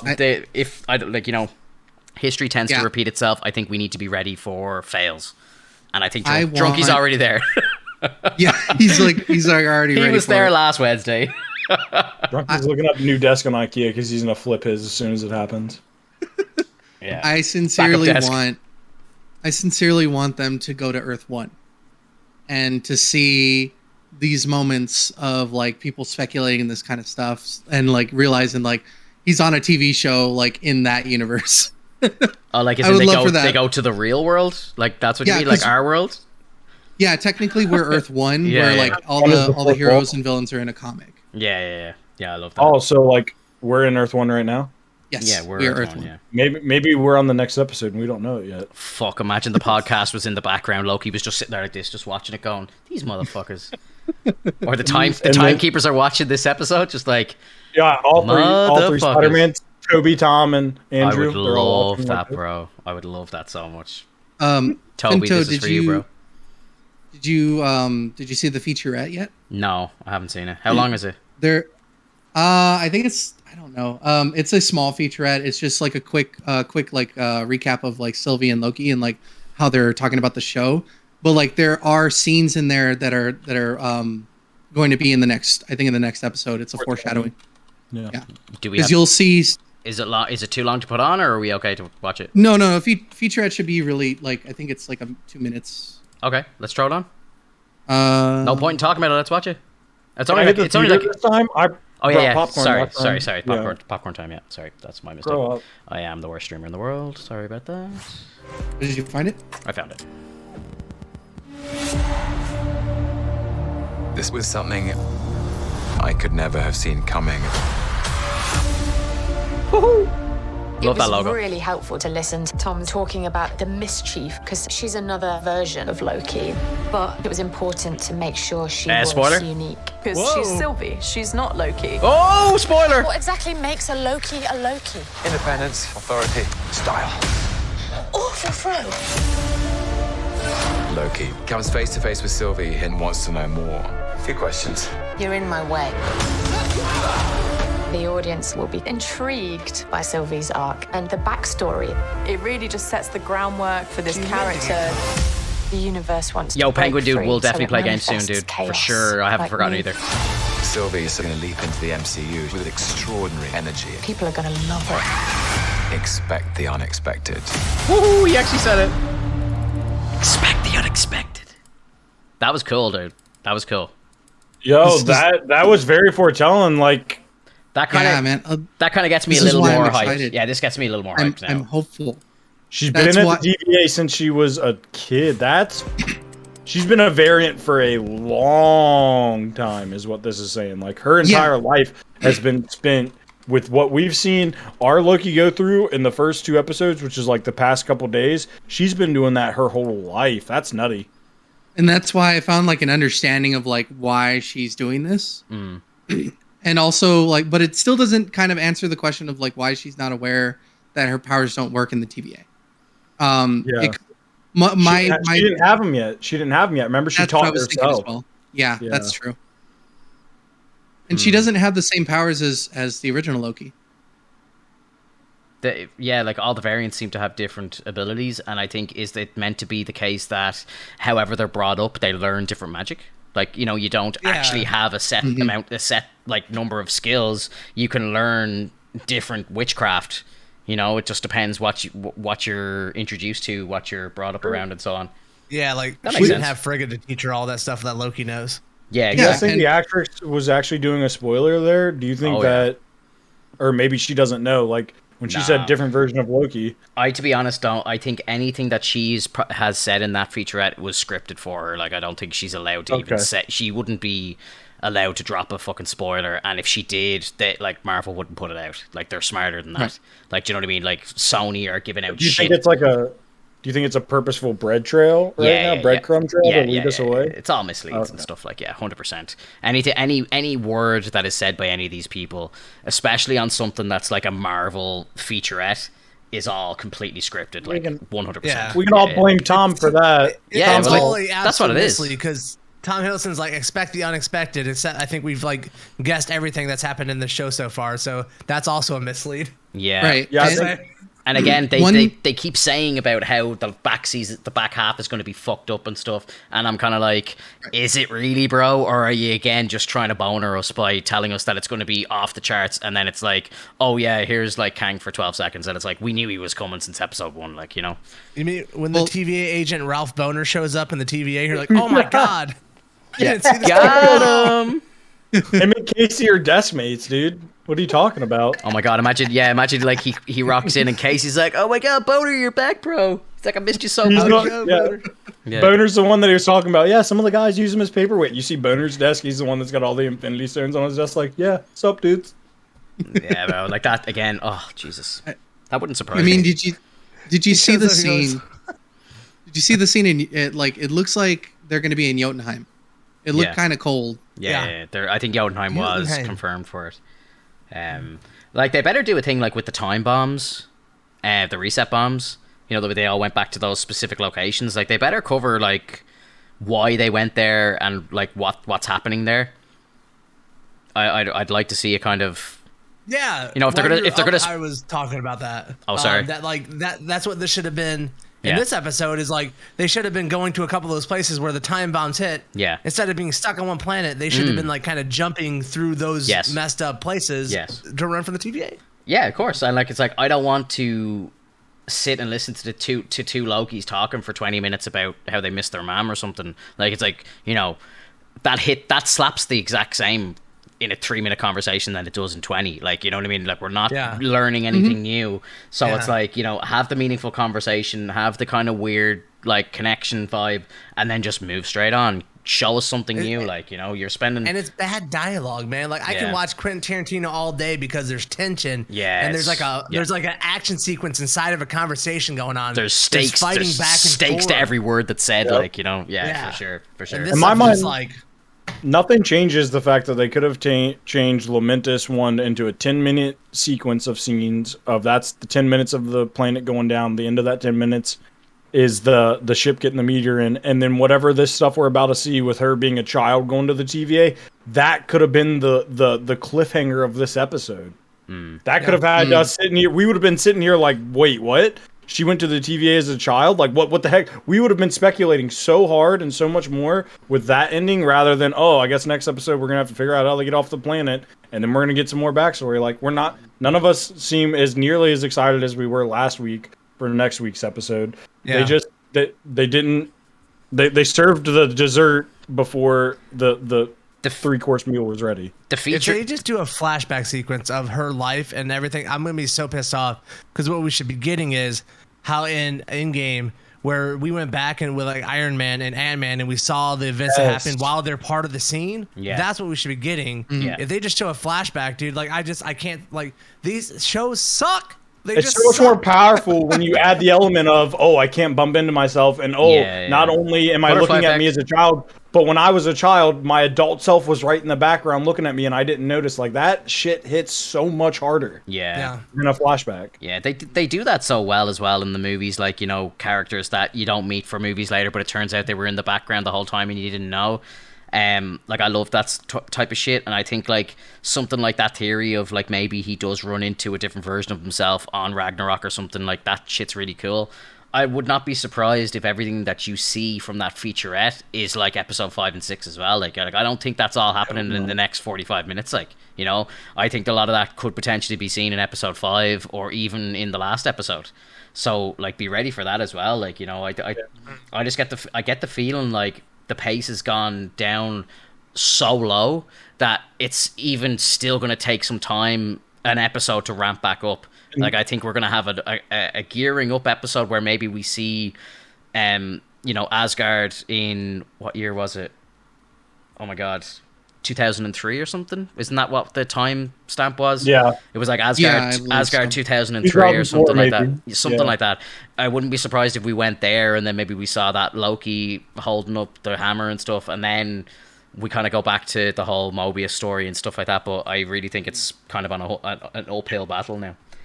You're absolutely right about the Which scares pacing. me. Like, Yeah, it's all if over the they've place. been using clips from the 5th and 6th episode the entire before the show even came out to tease, like if those clips of when Loki is like in the electoral, he's got like, "Hi, my name's Loki." And he's like, "What did you expect?" If that's episode 5 or 6, I'm pissed already because you've been using that to hype up the show since before the show's coming out. Yeah. We're going into the 4th episode, and if you continue to just use this clip from something that's the end of the show to hype us up, that's kind of I want to go into episode 5 and 6 with kind of almost nothing nothing that they've played forthcoming, because if you're gonna blow my mind, it's not gonna be with a clip that you've foretold me. Like, I know I'm gonna see this since before the show even started. Oh yeah, like they can't be using they can't be using footage as promos from like the end of the season. Like, that's ridiculous. Yeah. Like, if you're using clips for promos, is like the first hour maximum. Like, you know, that's the rule. Like, it's like movies. Like, you know, they might show like a tiny clip of like an epic battle towards the end of the film, but like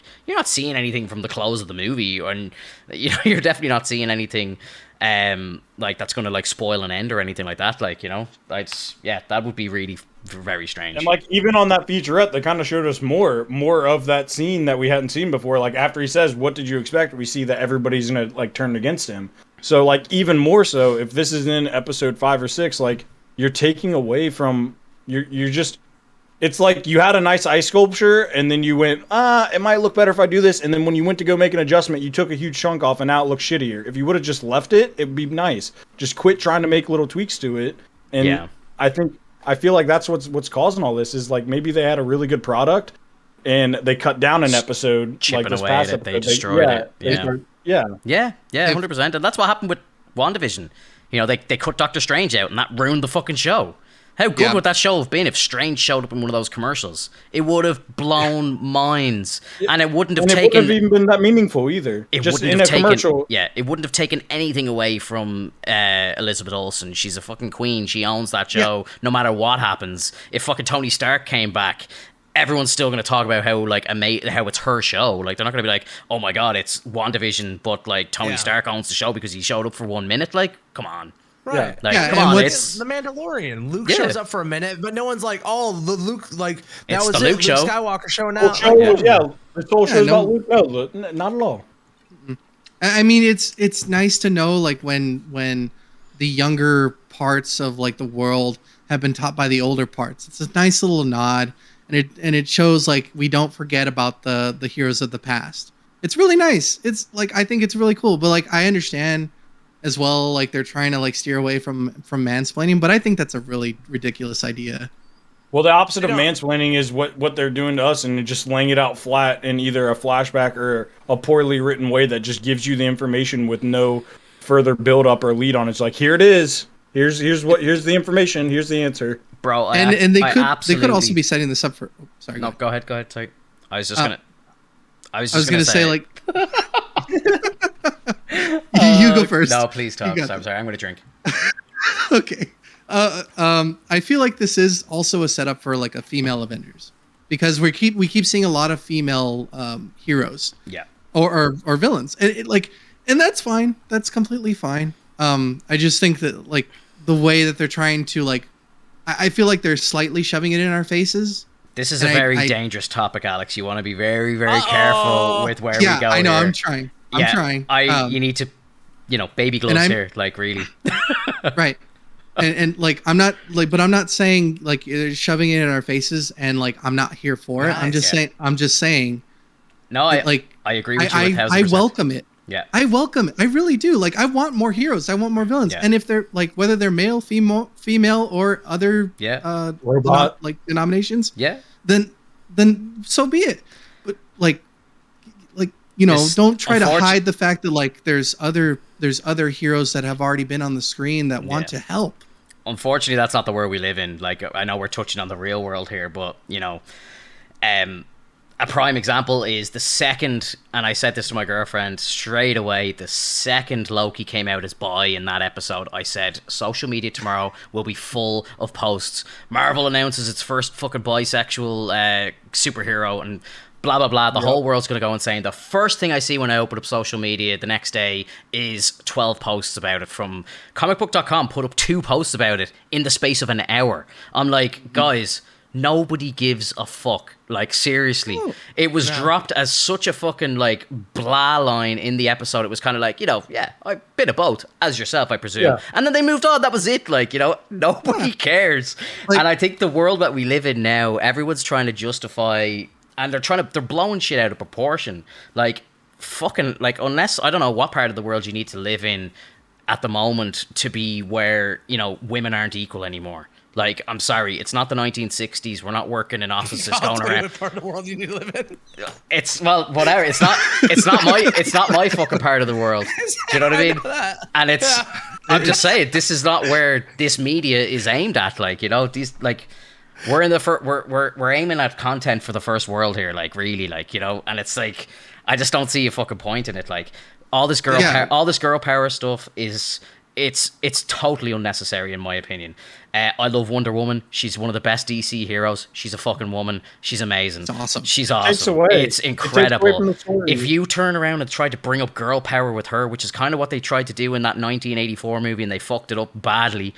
But you have her in the first movie. She's a fucking animal, and that's it. You don't even need to talk twice about it. Even the scene in Endgame where you bring all the girls together, it's just like, why are you doing this? Like, there's so, like, all of these characters separately are just complete savages, and they're all amazing. I don't need to see a scene of them standing beside each other to be like, hang on a second, they're all women. Oh my god. And they're beating up like aliens? This is incredible. Like, it's so fucking stupid. Like, and I saw a meme that like capped it off perfectly. People were like, why wasn't Black Widow in that scene and stuff? And somebody wrote, because she was too busy being a main character. And I'm like, oh my god. Like, that is so fucking on the nose. Like, it's perfect. Like, you overshadow Natasha, because it's like she's literally been a main character this entire time.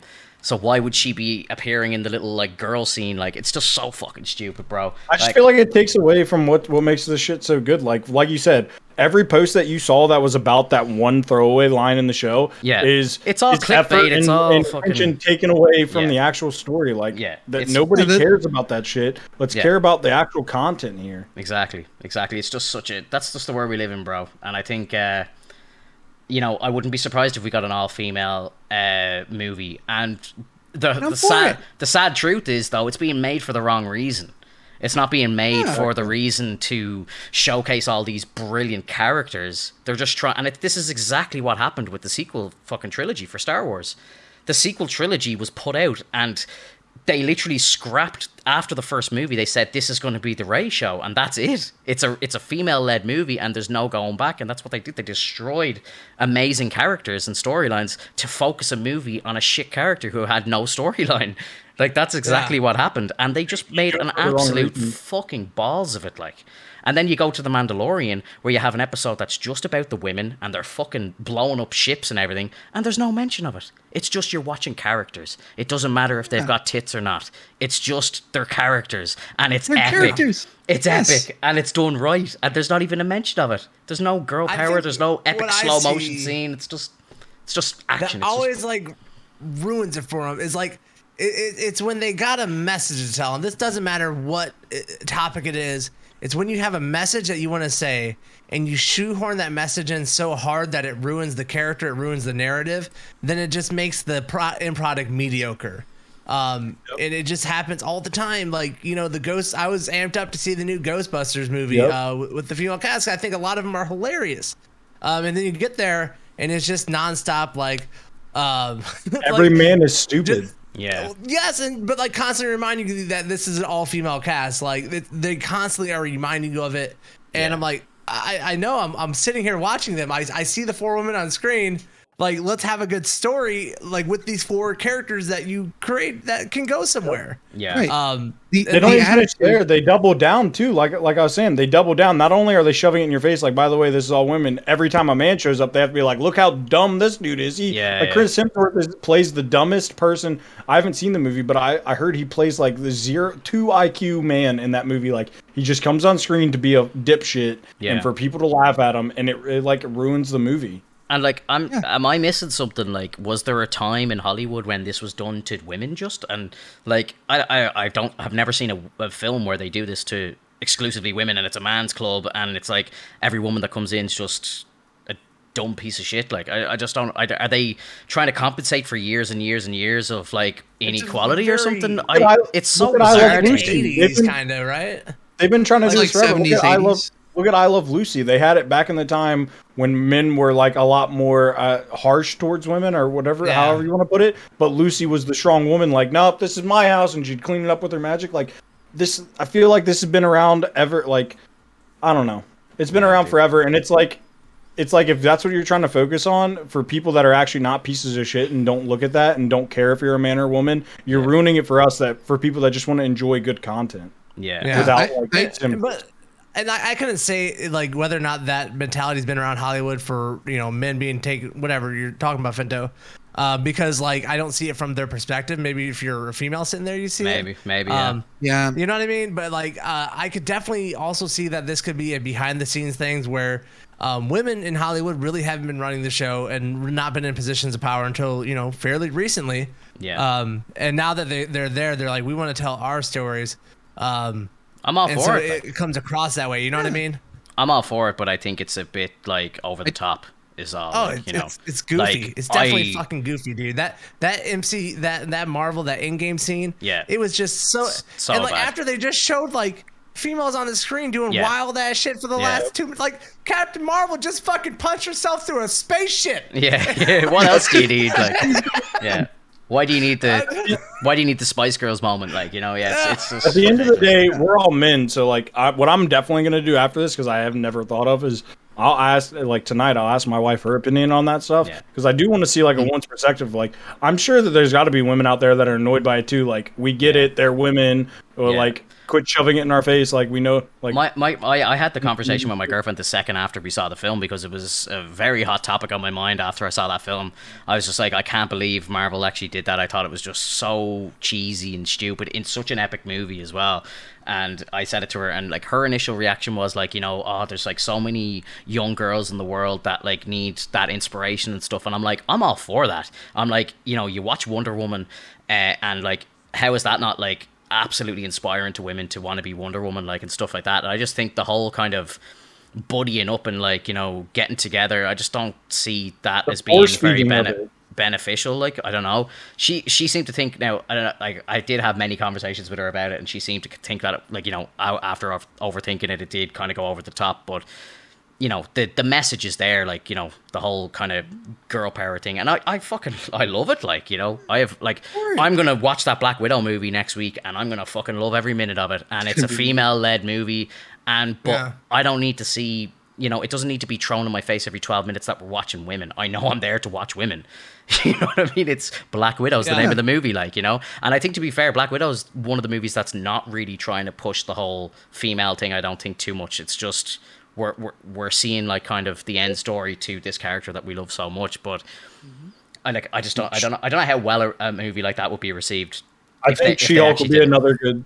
I think She-Hulk will be another good litmus test to see how the MCU is going to be going forward. Because like, if Black Widow and if we can make it through Black Widow and She-Hulk without us feeling like we're being force fed the way we were in Endgame, I'd be happy. Because like, it's not only when they're trying to do it, it's the force feeding of it. It's like, nobody wants to be held down and have stuff shoved down their throat that they don't want, you know? Take that out of context, take that in whatever context you want. It's true. So when you're shoving this girl power stuff down my throat, if it was just a part of a good tasty meal overall and it just happened to be on the plate, I'm going to enjoy it. But when you like put it in front of me and be like, this is what you're going to eat, it's like, maybe I don't want to, bro.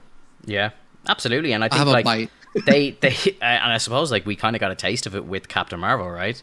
that was very much so, you know, feminist power and all this sort of stuff. And that movie is one of the worst movies that Marvel have ever made. Like, the movie itself isn't one of the worst, but how it was received and the ratings of it and how people actually ate it up, like, it did not go well. And I just think, you know, you do a female Avengers movie, I would love to see it, as long as it's just a movie about characters and it's not the whole male-female fucking power struggle thing, because I think that was relevant in the 90s. It's not relevant today. I don't need to see. I don't need to see it in Hollywood right now. You know what I mean? I think, you know, we also like. I'm not willing to let him off the hook so easy when it's like Captain Marvel. I don't think was a bad movie because it was like a big feminist thing. I think that the writers are dog shit. like they're terrible. Like, fuck them, man. Yeah. Like, I seen Cruella and that was all like, you know, feminine, the girl power over the top, and I'm like, this is a good fucking movie. Like, this is just a good movie. Like, it's not necessarily made for me. Like, I got kind of bored of it just because I'm a white dude who doesn't like fashion. Yeah. But the writing was good. It was good. Yeah. Like, I'm sitting there, I'm like, I can see how this is enjoyable. Versus Captain Marvel, I'm just like, fucking, like, fuck all this. Yeah. This is awful. Like, ugh. Have any of you seen that film? I think it's called Bombshell with like Margot Robbie and I think Nicole Kidman's in it, and your one. Oh, is that the Fox News one? Yeah. Or That looks really fucking. I haven't seen it, but it looks really fucking good, and that's kind of like, you know, a story of, like, you know, the women kind of taking a stand against, like, you know, the sexism in that industry and stuff, and that shit, like, really, like, I want to see that stuff. Like, you know, that's the kind of stuff that I want to see. I want to see the kind of insider Anchorman's thing about that too. Yeah, true. But yeah, like, that's, and when it comes to, they're the stories you tell. You don't do these stupid fucking team ups. Sorry, Alex, go ahead.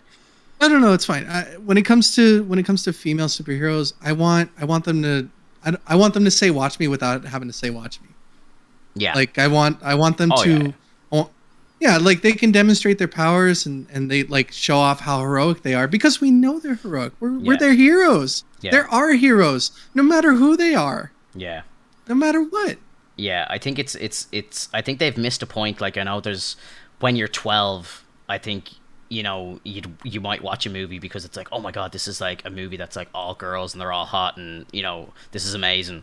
But, like, you know, people who are like adults aren't gonna be going to that for that reason. Like, you know, you go to a movie for characters, you go to a movie for story, you don't go to a movie because it's all female led.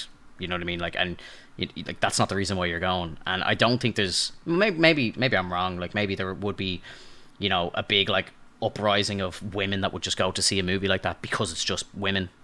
And, you know, that's beautiful. That's fair play. Great. Yeah, that's great.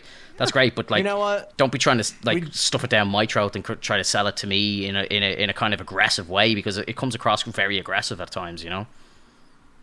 We do need to have girl power moments in movies because people like Blakey are still in the world. Okay. You're the reason, Blakey, they do this. You're the reason, Blakey. We found the cause. That's hilarious, dude. Yeah, I mean, the thing that upsets me about it too is they've shown that they can do it, like, in a good fashion. Like, if you look at how they introduced Pepper Potts and her Iron Man suit, I can't remember the actual name of her when she wears the suit. Rescue, yeah. Like, that was fucking sweet, and like something that we felt like, oh man, they've been leading up to Pepper getting in a suit of armor for a while now. This is really cool. So, like, they can do it the right way. They can show girl power. They can show, like, strong women in the right way. But it's just like, when they go over the top with it, and again, when it's that force-fed manner, it falls so hard on, I feel like, both men and women. Alex, did you watch? Let's be honest. Hela was the best villain. Oh MCU. my god, she's like top Hela. 2. Yeah. Hela was amazing. Who else has hurt? Who else has hurt any of the heroes as much as her? Like, she literally took an eye from Thor. She's fucking tough. Too soon, bro. She wiped out 98% of Asgard by herself. Like, like, you know what I mean? Like, including Thor. Incredible. Alex, did you watch the new Shang-Chi trailer? Yes. Talk to us. Abomination at the end. I've been waiting. You guys haven't watched Incredible Hulk, did you? I did, yeah. I watched it when it first came out. I've seen it. Yeah, okay. Of course. Yeah. I watched it when it was new, like before Mark Ruffalo was even a thing. I haven't seen the Shang-Chi trailer, so I'm not sure about this abomination. Can we watch it real quick and then talk about it? Yeah, we gotta watch it. I threw it on at the start of the stream, but I'm very happy to play it again. Oh, I wasn't in there for that When part. when you see A-Bomb, try to take a close look at his face and his like features. Absolutely, take notice of who he's fighting as well. If you didn't notice that's a big one that a lot of people think missed out on. I love that he's back. It's phenomenal. Me too. And it's just such a good lead up to She-Hulk as well. This trailer like got me fully into going to see this thing. Bro, it looks like Mortal Kombat as well. It looks like Mortal Kombat or something. It's fucking wild. I think that's probably gonna be the plot of the movie, right? Like yeah. There's an arena. There's something I forgot what the prize was. Here we go. It's Mortal Kombat basically in the Marvel universe. The rings. Oh my god, the rings look so good, dude. It probably yeah. The 10 rings gave our family power. If you want them to be yours one day, you have to show me you are strong enough to carry them. I love the music for this. You are a product of all who so came good. before Oh, you. me too. The legacy of your family. She was in Guardians, wasn't she? You are your mother. Maybe. Whether you like it or not, you are also your father.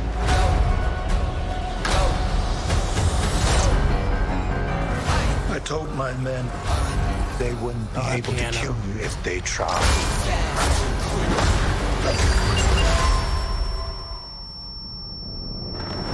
Futuristic ninjas? Oh, bro. I was right. I love that shot with the helicopter. Criminal who murders people. Be careful how you speak to me, boy.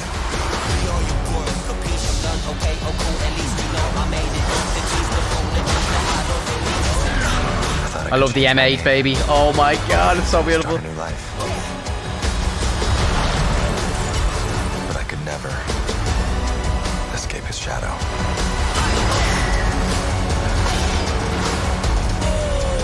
My son, you can't run from your past.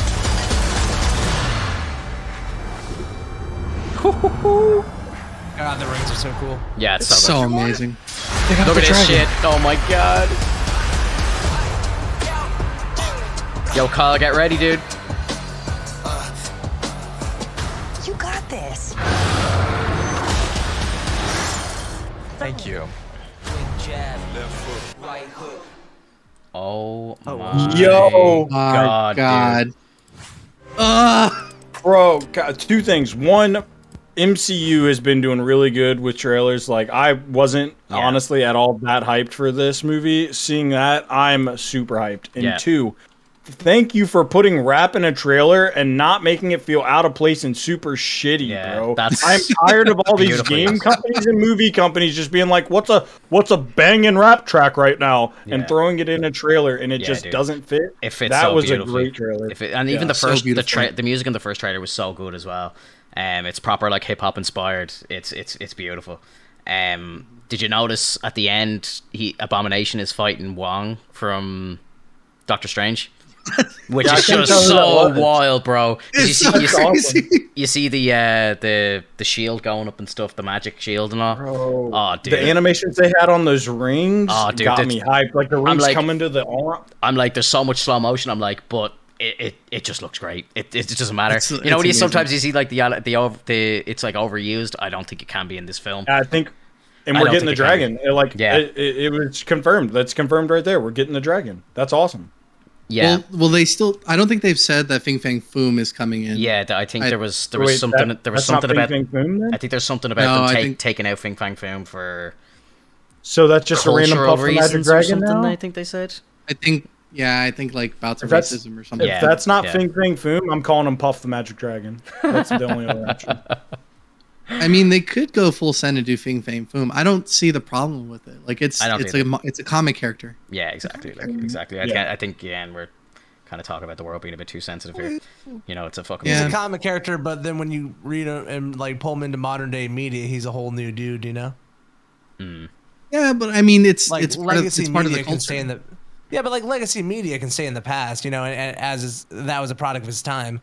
But when you create something new, it like because you have to look in the past where like the way they would talk about other places, just depending on what was going on in the world, and we definitely haven't been the nicest to other cultures in the past, and yeah, true. Just treading around that lightly is a good idea in my opinion. Yeah, I don't think it's like full on censorship. Maybe they can just allude to him that he's that character without actually saying his name. If they really have that much of a problem with the name itself, they can just call him a magical dragon that passed down. They don't have to give him a name. He's a mythical creature. But I definitely think that and it ties back into what we were saying right before we watched this. The whole tiptoeing around all these narratives to try to fit in and make everybody happy. Spoiler alert, you're never going to make everybody happy. It's not possible. There's always going to be someone unhappy with your actions. 100%. Make cool shit. You need to be happy with your work at the end of the day, and whoever doesn't like it, doesn't like it. As long as they're happy with their work, you shouldn't change your work to suit others. You change your work to suit like yourself, and those that are going to want to be a part of it are going to come to you. Sure, look at like Doctor Strange 1. They only recently have come out now, and people are trying to do this whole cancel culture bullshit on the fact that they whitewashed the whatever they're called, whatever the character's called, ancient one, the ancient one. Ancient Yeah, one. It's like, how was that not a problem in 2018 when that film came out, but it's a problem now? Like, it's like, you know what I mean? Yeah, no, I don't know. I just think they start picking for stuff. Have you seen people are trying to cancel Anthony Mackie now because they're saying that people are angry because it turns out that Bucky and and Sam weren't gay for each other. It's like, I'm sorry, what? How has that ever been a fucking storyline? Like, what is happening to the world? Like, how can people like take something and just decide to spin a narrative on it and say, actually, I'm pissed off that you didn't do that? That's how bad we are. That's where we're at in the world. Is when you see a show. That's how the Snyderverse got started. Restore the Snyderverse. Come on. Like when you see a show, that's not the same thing, bro. This is how that happened. This is exactly how that happened. Is when somebody saw a show there and they said, "Well, there's no romantic interest in this show, but there's two guys as main characters. So why didn't they make them romantic interest? What do they have something against two guys being together?" It's like, not every show has to have that aspect, bro. Like they just saw something missing from the show, which is a romance aspect, and they said, "Well, maybe it's because there's like it's so." Bucky expressed interest in Mackie's sister in it, like, so it's like he's clearly straight, which is like, nice. yeah, straight. Like he's let it go. He's straight. Like, who cares? Do you know what I mean? It's so stupid, bro. It's so stupid. I think that once we get back into Loki, and by the end of the series, we find out that like Sylvie and Loki never get together. We're gonna have the same exact situations. Like, why the hell didn't they get together? Yeah. Why weren't they incestuous? I know it turned out that Loki's his daughter, but like, come on, they were on that whole adventure together. They survived the end of the world. Come on, stepdad. Did you hear rumors of Daredevil appearing in the Hawkeye series? Oh, I hope so. That would be fantastic. Yeah, that'd be so cool. Because if you think about it, Hawkeye's going to take place around the same time. If not, I don't know if it's before or after Spider-Man. And obviously he's going to have his little cameo in Spider-Man. So if it's like after, I think that'd be just so sweet. We get a little tiny taste of him, like 2 minutes of him on screen. And then it's, boom, he appears in Hawkeye. I just think that'd be... Why do you put the blind guy in the show called Hawkeye? That's kind of messed up, bro. Oh, that is actually kind of funny when you think about it, right? Wasn't there a Marvel character that was blind? And I could have sworn it was Hawkeye, but I think I could be wrong. Hawkeye goes blind in the future storyline in Old Man Logan. He's blind at the end. So Gotcha. for his old... No, this is Hawkeye. Yeah, isn't Hawkeye he was deaf deaf in the Marvel Universe? Yeah. What? Yeah, he was deaf. He was deaf in the Marvel Universe? Yeah. Yeah. Not No in the way. MCU, but in the comic books, yeah. Wow. So yeah, I didn't know that. I don't think in the like Old Man Logan series he can definitely speak, so he's not deaf in that run. That like I don't read much Marvel comic books, but that's cool. I never some knew of the that, books I read, I knew he was blind in that series or in that universe, but he wasn't. Is that how they give deaf. him his powers in the comics? Like he's deaf, so he like all of his other senses get better, and that's extrasensory. Yeah. So he's just a mirror image, or like an exact opposite of Daredevil, basically. So Daredevil has his own. That's cool. It's so unoriginal, dude. I hate when they get lazy, bro. It's just so that's lazy. From what I remember in the comics too, like Daredevil's not entirely blind. No, he's not. He is. He has his own sight. Yeah. Chronicles of Riddick is like Daredevil. You guys ever seen Chronicles of Riddick? Yeah. Well, not just that, but I think Visual. he's like like he sees blur. Like that's all he said. All he sees. But like, well, he can. From what I remember, he can create like shapes from like sounds that bounce off objects and stuff. So like when it rains, he can see. He could see the world because he's actually seeing the vibrations. The locations. Yeah. I watched the movie. Good man. It was terrible. It was. season one of Daredevil though is genuinely one of Marvel's best TV series ever made. Season 1 of Daredevil. It will piss you off to go watch like Daredevil season 1 and then go watch Loki. Yeah, like Daredevil season 1 is honestly top tier fucking content. How many episodes did they have to play with? Why 13, are they shooting themselves? Why are they 13, limiting themselves? 13 by 3.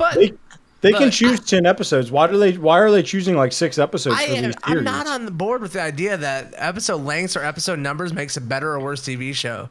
Like I can't get behind that, man. I've seen like 3, a mini series of 3 1-hour shots or whatever on HBO. They've done these, and it's phenomenal from front to back. Yeah. Like I don't need to live in the MCU universe all the time. I just, when I go to it, I want it to be exceptional. Yeah. And it has been so far. It has been until this. Really. But right? I mean, we did make the point earlier that we felt like this episode was kind of, knowing that we only have 6 episodes and to get this for a full episode, that was kind of one of the points we made earlier, was like, this kind of sucks knowing that this is one of our 6. Yeah. This is taken away from our. So if maybe we'd be a little bit less upset if this was only one of our 10 episodes, I think you're right. I think, if you do 2 kind of character building episodes about Lady Loki, it makes more sense if it's only going to take up 20% of the time of the entire show rather than taking up fucking 35 or whatever it is. I mean, and they're in charge. They're in charge of how many episodes there are. So, like, at the end of the day, we shouldn't have an episode that we feel disappointed with. If, like, on the flip side, I would have been also way more happier with this being, or it being 1 out of 5 episodes, right? If they would have combined this with another episode. Yeah, true. Like every show, every episode of a show, it doesn't matter if it's a 20 episode season, it doesn't matter if it's a 5 episode season.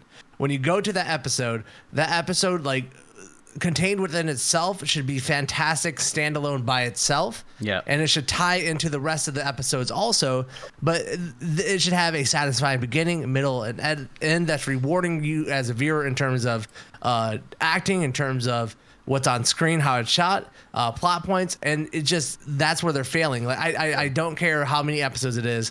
It just, the episodes have to work like a movie in terms of delivering. It's why I don't like watching most TV shows, because most TV just fucking blows. And that's why we had this resurgence of TV with like The Sopranos and Game of Thrones, and all this big movement where it was like the golden age of television, because they started telling really good stuff on TV.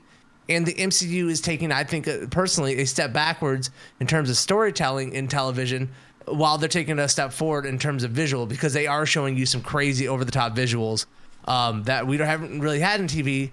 But I want them to deliver on the story, because that's way more important in television, because it's a long series. It's not a 1 hour movie. That's it. It's a long series. We need story. We need acting. We need dialogue. And they're failing. And every show they put out, they have failed when it comes to story.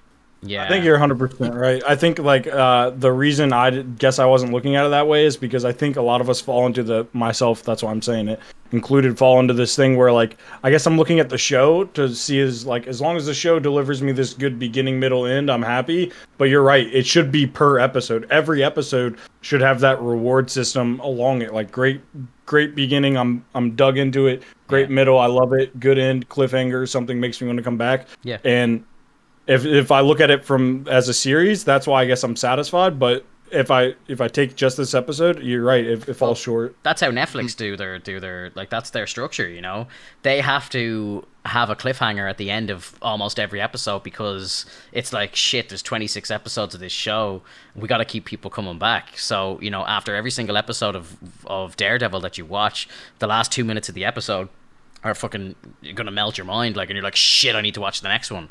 And that's how they create the binge fucking culture.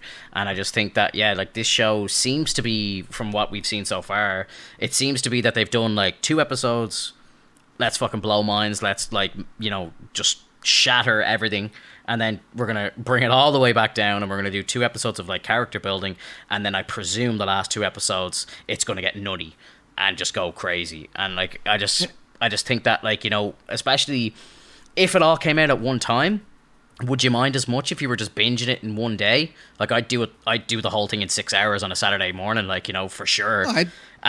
You know, would it maybe it wouldn't be that bad then, because, you know, you're only watching like an hour and a half of like storytelling, and then it kind of just kicks straight back in, you know. What would your justification for it not just being a movie at that point, like this being its own little Loki movie? Like you know? Daredevil do that, like, you know, they'll release the entire season in one go.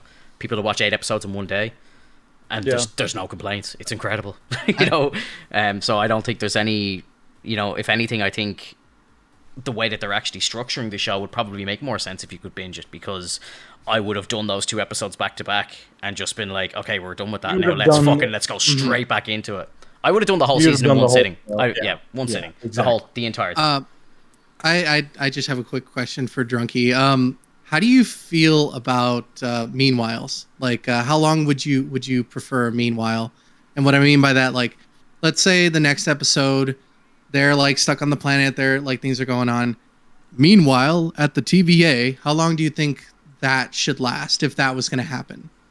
I mean, like, I think it depends on the show. Like, if they do a meanwhile in this show, I don't think they can do a full episode, because this is the Loki series. That would feel really out of place. But like, let's talk about a Game of Thrones type of show where it's like there's a big ensemble cast, and there's not a ton of main characters who are important. And in Game of Thrones, you could go 2 episodes without checking in on somebody and then come right back to it. Okay. So I think it just kind of depends on how the show is structured. This show, I think it's like you can get away with like half an episode of a meanwhile type of deal in Loki. Yeah, that's what I was thinking. Maybe we could just get a speculation on what's going on in the TVA before either they pick up Loki or they try to go and find them and find out that they're gone because they've been picked up by someone else. Yeah. I think it's very obvious. Like, you know, Loki had the conversation with Owen Wilson already, with Mobius already, and kind of said she's hiding in Apocalypse. It's like, how many of them are there? Like, you know, it shouldn't take him long to find them. But I would still love to see a scene where we go back to the TVA and they're frantically looking at computers trying to track down through the timelines.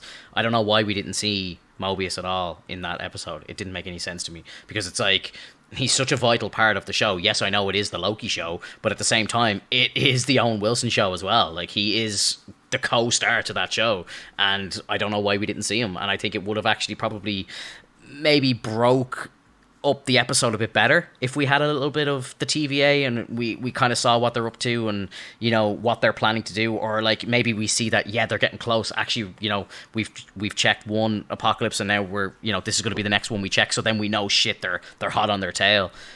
I enjoy seeing shit like that. Like, but the fact that we didn't see any just is weird to me. Well, that's what I'm thinking. Like, I think I would say it'd be plausible to, at the very least, have Owen Wilson, although he is a co-main character, in a sense. I think I would like to see at least 10 to 15 minutes of him checking different timelines, running into different Lokis, and then finally coming up. That's a fantastic. Like, there's a killer scene in itself of just Owen Wilson popping into Asgard, throwing his head and going, no, he's not here. And then, like, you know, going somewhere else. And then it's like, shit, we go back to Jotunheim. He pops his head and it's like, nope, he's not there. Like, you know, like, that's a scene. Like, that's great. Yeah. I would love that. Like, you do it as a kind of, you could poke fun at it and do it as a kind of like 80s montage with some stupid music. Like, and then it's like, and then at the very end, he pops in and it's like, there they are. And then, like, you know, grabs them and saves them or whatever. Or tries to kill them and then loses his teleportation device himself or something. I don't know. Yeah, I'll be really interested to see what they do next episode. Because like, if the next episode doesn't hit, next episode could make this episode worse. Yeah. Like, personally, I really could. 100%. That's always a fear. That's always a fear. I just want it to be to where, like, if Drunky calls it, I want him to put up a meme on like Discord or something that says, "What did you expect?" Yeah. I feel like I've called so much of this show. Yeah. They telegraph so much. Like, I don't think you weren't here for any of the WandaVision episodes, but that was Drunky every week. What did I tell you? Like, you know, it was every week. It was just a smug. I fucking told you so. Yeah, and it was great. I loved every bit of it. Do you guys want to hear? Do you guys want to hear some Star Wars news, or are we still talking Marvel? Oh, yeah, do anything. I just wanted to say really quick before we got into Star Wars. I know you were asking me about the Shang-Chi and the Abomination thing. Yeah, bro. So in the comics, Abomination looks like a fish man. Yeah. He was, I think, caught in a radiation explosion like near a plant, and just turned into like this big old like fish looking dude. And so when they steered from that in The Incredible Hulk, I was okay with that because it was like, all right, this is a mixture. It's MCU. It's not going to be word for word like the exact same way it's going to happen. Yeah. But I do love that you see that they are going back to that comic look, because when you take a look at lizard, like, doesn't he? He looks very lizard. His spikes are growing out. He is getting the fins, which is very reminiscent of the comics. Yeah, I like that shit, dude. It's like, what's he been up to? I hope he turns green. What's he been up to? What's he been up to for like what? 13 years or something? You know, it's like, what have you been doing, bro? Where have you been? It's like, there's a lot of fighting in Mortal Kombat, like. There's a lot of cage fighting. There's a lot of cage fighting in Marvel and DC comics. The Logan's in a cage fight. Spider-Man's in a cage fight. Abomination apparently is in a cage fight. Well, Spider-Man. To be fair, Spider-Man didn't sign up for the cage fight. To be fair, it was the human spider. I'm glad you got that, Droogie. I was like, yeah, Toby definitely got in a cage fight. Fuck you. I didn't sign up for a cage match. It was the human spider. I love it, dude. What if they kill Wong off in Shang-Chi? You think that's doable? I don't think you can do that to that character outside of the Doctor Strange franchise. Yeah. Like, how do you explain that to people who don't watch, like, who only watch Doctor Strange, for example, and like, you know, Endgame and so on? He's actually become quite a pivotal character, and I really don't think you can kill him in a DLC, bro. Like, it just would not make any sense. That's like killing the Ant-Man's dude off. The dude from Ant-Man that the buddy that explains everything. No, the dude that is that. Yeah. His friend. No, the Yellow Jacket's the main villain from the first one. Oh no! I was saying that's like killing off the dude that like explains everything to Scott when he comes back, and you can't kill him off at this point. The fans love him too much. Yeah, for sure, 100%. Oh, I know who you're talking about. I just can't remember. Yeah. The guy who tells the stories in this. Like, the actor's name is. The actor's name is Michael Pena. Yes, yeah. I can't think of his name in the show, but yeah, 100%. So good, dude. Like I don't know. I don't think you can kill Wong outside of the Doctor Strange movies. Yeah, like that'd just be crazy, bro. His name is Lewis. I just don't know why. Lewis. Yeah. That's so good. By the way, before we move on from the MCU, do you see the mutant that's going to be in Black Widow? Did you figure that out? No, wait. No, what? Tell me. You dropped this earlier, and I was like, "What?" The rumors are that Ursa Major is going to show up in WandaVision. I'm not WandaVision. Black Widow. So really? Ursa Major is a Russian dude who can turn into a bear. That's his mutant power. Oh fuck! I did hear this. Yes, I did. This is confirmed. This is confirmed. Confirmed. This is confirmed. Yeah.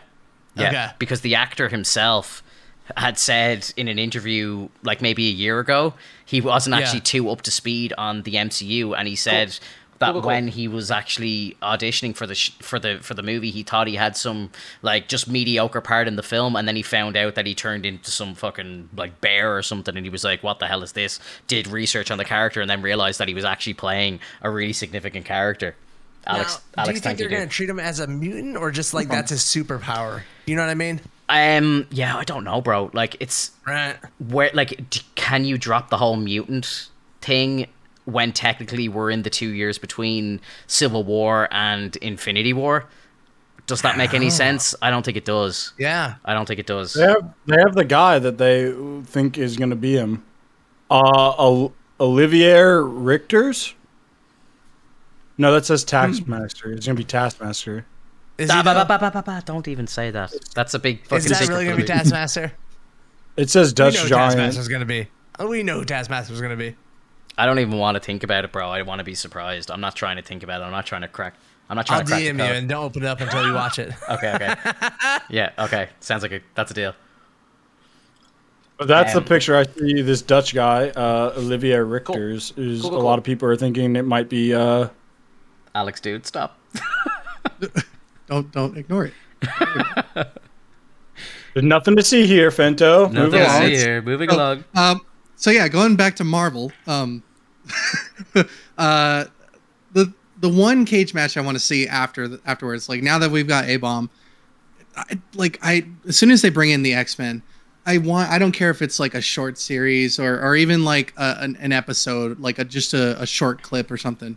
I want to see Wolverine walking into the forest and running into fucking Hulk. I want to see it. Like I just want him to like fight. Professor Hulk. No. Okay. Savage Hulk. Got to be the Savage Hulk. This and could be before Professor Hulk. Yeah, that could be the case. Yeah, for sure. And just like, but I want to see the carnage. I want it to like be a rated R kind of situation. I want those adamantium blades driving into like the muscle. Honestly, I wish ripped up.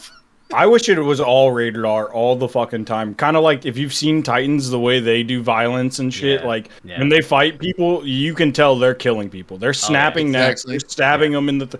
I want that out of maybe not in like the mainstay like Avengers movies, but when you have like this Black Widow movie, when you have the Hulk showing up in these side films, I want him to literally rip someone in half. That's an asshole that deserves it. I need this. There's such potential for like a kind of rated R division of Marvel now with all these characters that they're bringing in. Like you've got Deadpool, Punisher, Daredevil, Ghost Rider, all these people, and like Venom, so on. Like I don't know why they don't do like a kind of like dark universe with them or a dark Avengers where it's just no holds barred and they just absolutely go for each other. Like you could even do like 2 or 3 films to lead into that where they're all fighting each other. They're all enemies and then it's like they come together at the end and become friends or whatever. Like, bro, that would be so fucking epic. It's not even funny. Like imagine like you've got Punisher and like Kraven trying to hunt down like Morbius and fucking Blade or something, like, you know what I mean? It's just like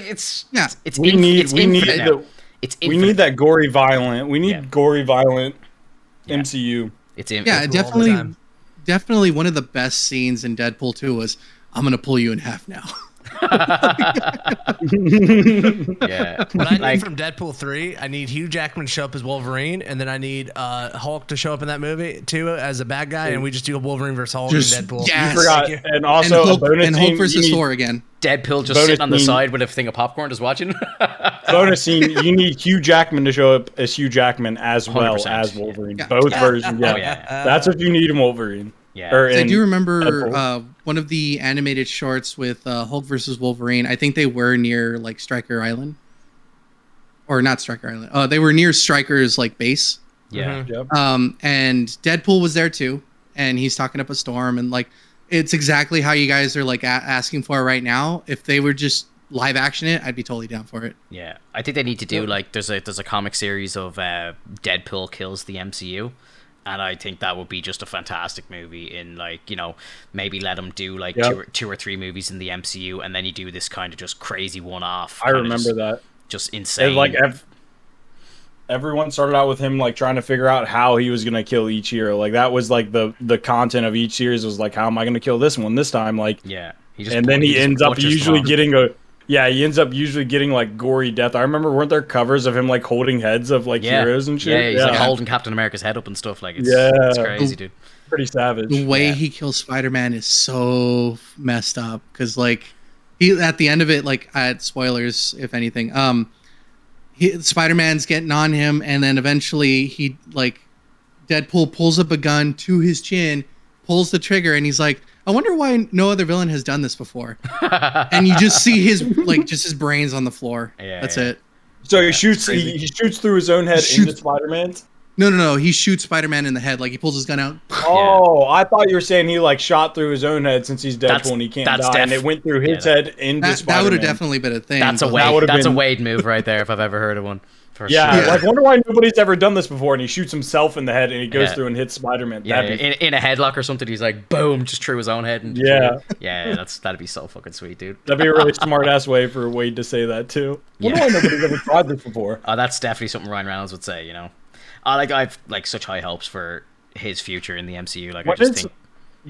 Do they have a date or anything for Deadpool 3? I mean, it's been confirmed, right? It got greenlit. 100% confirmed. It's in the MCU. It's going to be rated R. It's the only rated R property for Disney, which I don't agree with, but I think they're really losing out on something special there with all of these characters that they have now. They really need to do. Star Wars rated R?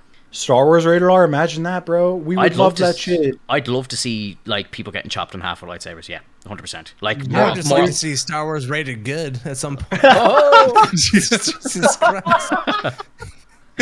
I would honestly though. Could you imagine somebody this last week? Finto, you were supposed to hype Drunky up on Star Wars last week, and then he had to dip out a little bit earlier. I got a bunch. I got some good Star Wars stuff to talk about, but yeah, rated good, rated G for good. Yeah,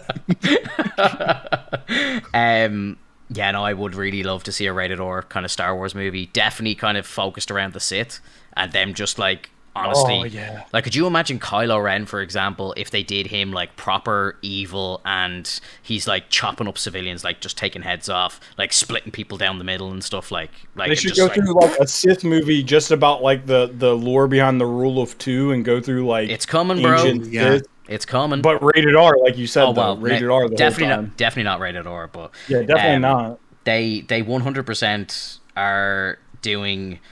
They're doing a prequel movie, which is one of the things I wanted to talk about and just see what people thought of it. But one of the things that they're talking about doing, or they've confirmed that's happening, is they're doing a movie that's going to be based 100 years before Episode 1, and it's going to be about a female who's a Sith. And, you know, I don't know if she's going to be... Did they also confirm project during Knights of the Old Republic time or the Old Republic timeline?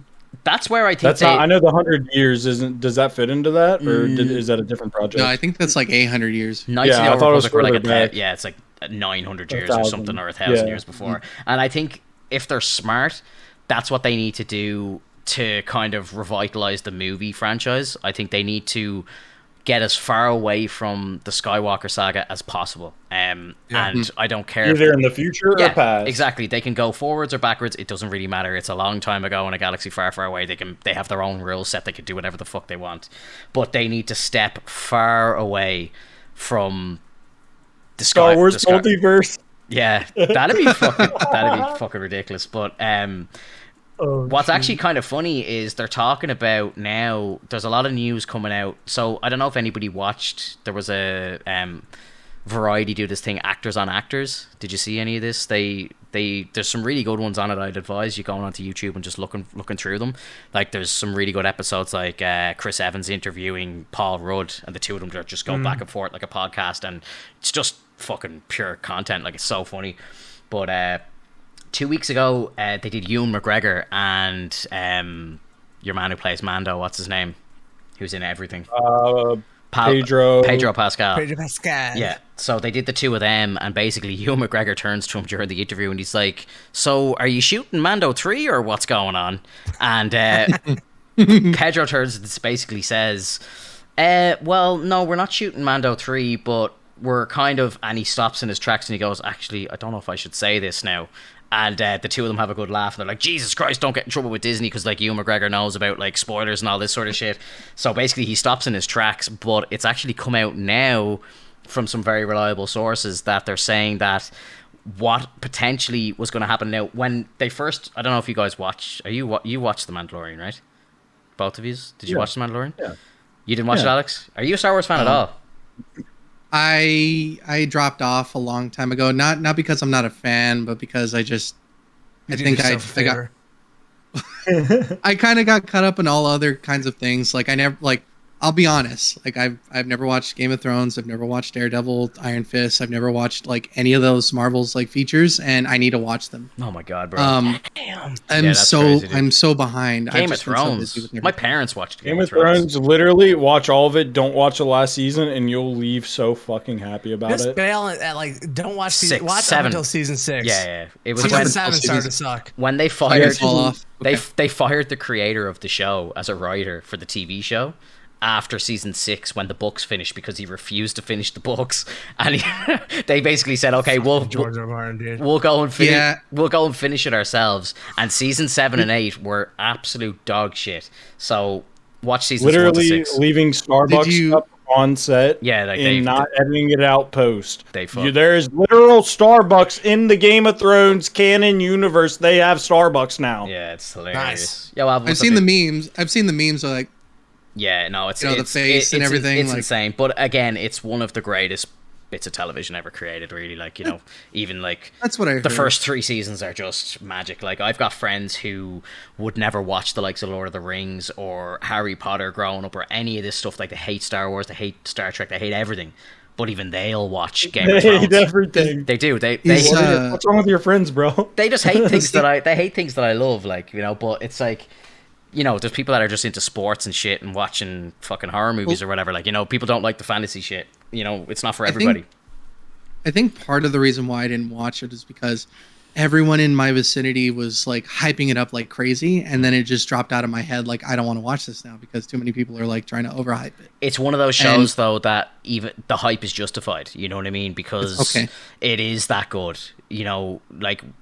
How I know a show is really good, and if it's something that's kind of like pop culture-y, is that like if my parents watch it and they love it, like because my dad would always be like, I watched the original Star Wars when it was in the cinema, the rest of them are fucking shit, like like that kind of stage, like where it's like he'll even turn around and say Game of Thrones is one of the best TV shows ever made, like so it's just universally loved across the board. No matter what you're into, no matter what your interests are, there's something in Game of Thrones for everybody.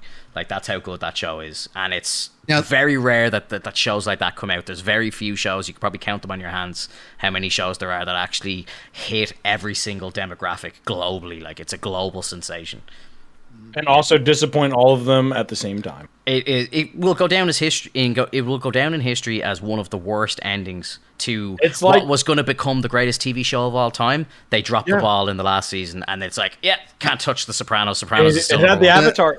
It has the Avatar exactly effect. How Avatar is still one of the most highest grossing movies of all time, but literally no one talks or thinks about it like a year after it was out. Same thing with Game of Thrones.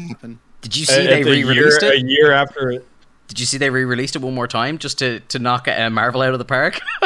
$18K. Because like Avatar, Marvel were so close to topping it as #1 box office ever, and fucking they re-released Avatar just to I feel like that should close the gap. I feel like that shouldn't count. That shouldn't count. I don't think so either, bro. I don't think. They need an asterisk. When I'm talking about like box office, it's like the original release and that month or whatever it is that it's in the cinema. Like all these re-releases should not count towards box office. Like I don't think so. Now the author of Game of Thrones was George R.R. Martin, right? Yes. Yeah. Did you guys see that back then he was like, if I don't finish the next set of books by this time frame, you guys need to like arrest me and like put me on lockdown? He's a douchebag. Well, I hate George R. Martin so much. Drunky would uppercut so him. many projects since the Game of Thrones took off on TV because everyone wants him now. Yeah. But this is his own fault. The whole reason that Game of Thrones kind of works, right, is because it subverts your expectations at all points. It's like we know it's supposed to happen in the hero's story. 180 doesn't happen. Yeah. And the problem that George R. Martin kind of has written himself into is he's done that so much that the story has so many weird loose ends that he doesn't know how to wrap it all together. Yeah. And he can't come up with a satisfying ending anymore because So he just says, it "Fuck just it." doesn't work in the series, man. Yeah. To the point where he signed to do prequel. He signed to do a prequel show that got greenlit and canceled already. And there's like, I think another project was already greenlit and canceled. Like at least 2 projects, I think. Yeah. I love that he comes out after season 8 like flops, and he comes out and he goes, well, when I finish the books they're going to be better than the show. Look, I am somebody who like is a huge A Song of Ice and Fire fan. Massive. I read through the book series. I read it twice. I deep dive lore. I deep dive theories. Like I am a deep nerd into this, and I fully expect to never get another book from him inside of the series. Exactly. Like I've written it off that like he wrote 5 books. That's the ending, and I will never finish the series. Like it's just I it's done. have no respect for him because my favorite author is 17 books into a series. He plans to do 25. The longest break he ever took was 6 years, and after that break, it was last year. He dropped 2 books because of it. He's like, hey, I gave you guys a long break. Here's 2 books, and it was like boom bang within 6 months of each other. Were they good? Dang. Are they good? Oh, they were mind blowing. Jim Butcher, The Dresden Files. Oh, I've heard of that. Dude, he's 17 books in. The way I would set this up for you is it's like there's wizards and magic, kind of like not really like Harry Potter, but like there's magic and wizards, that kind of aspect of that universe.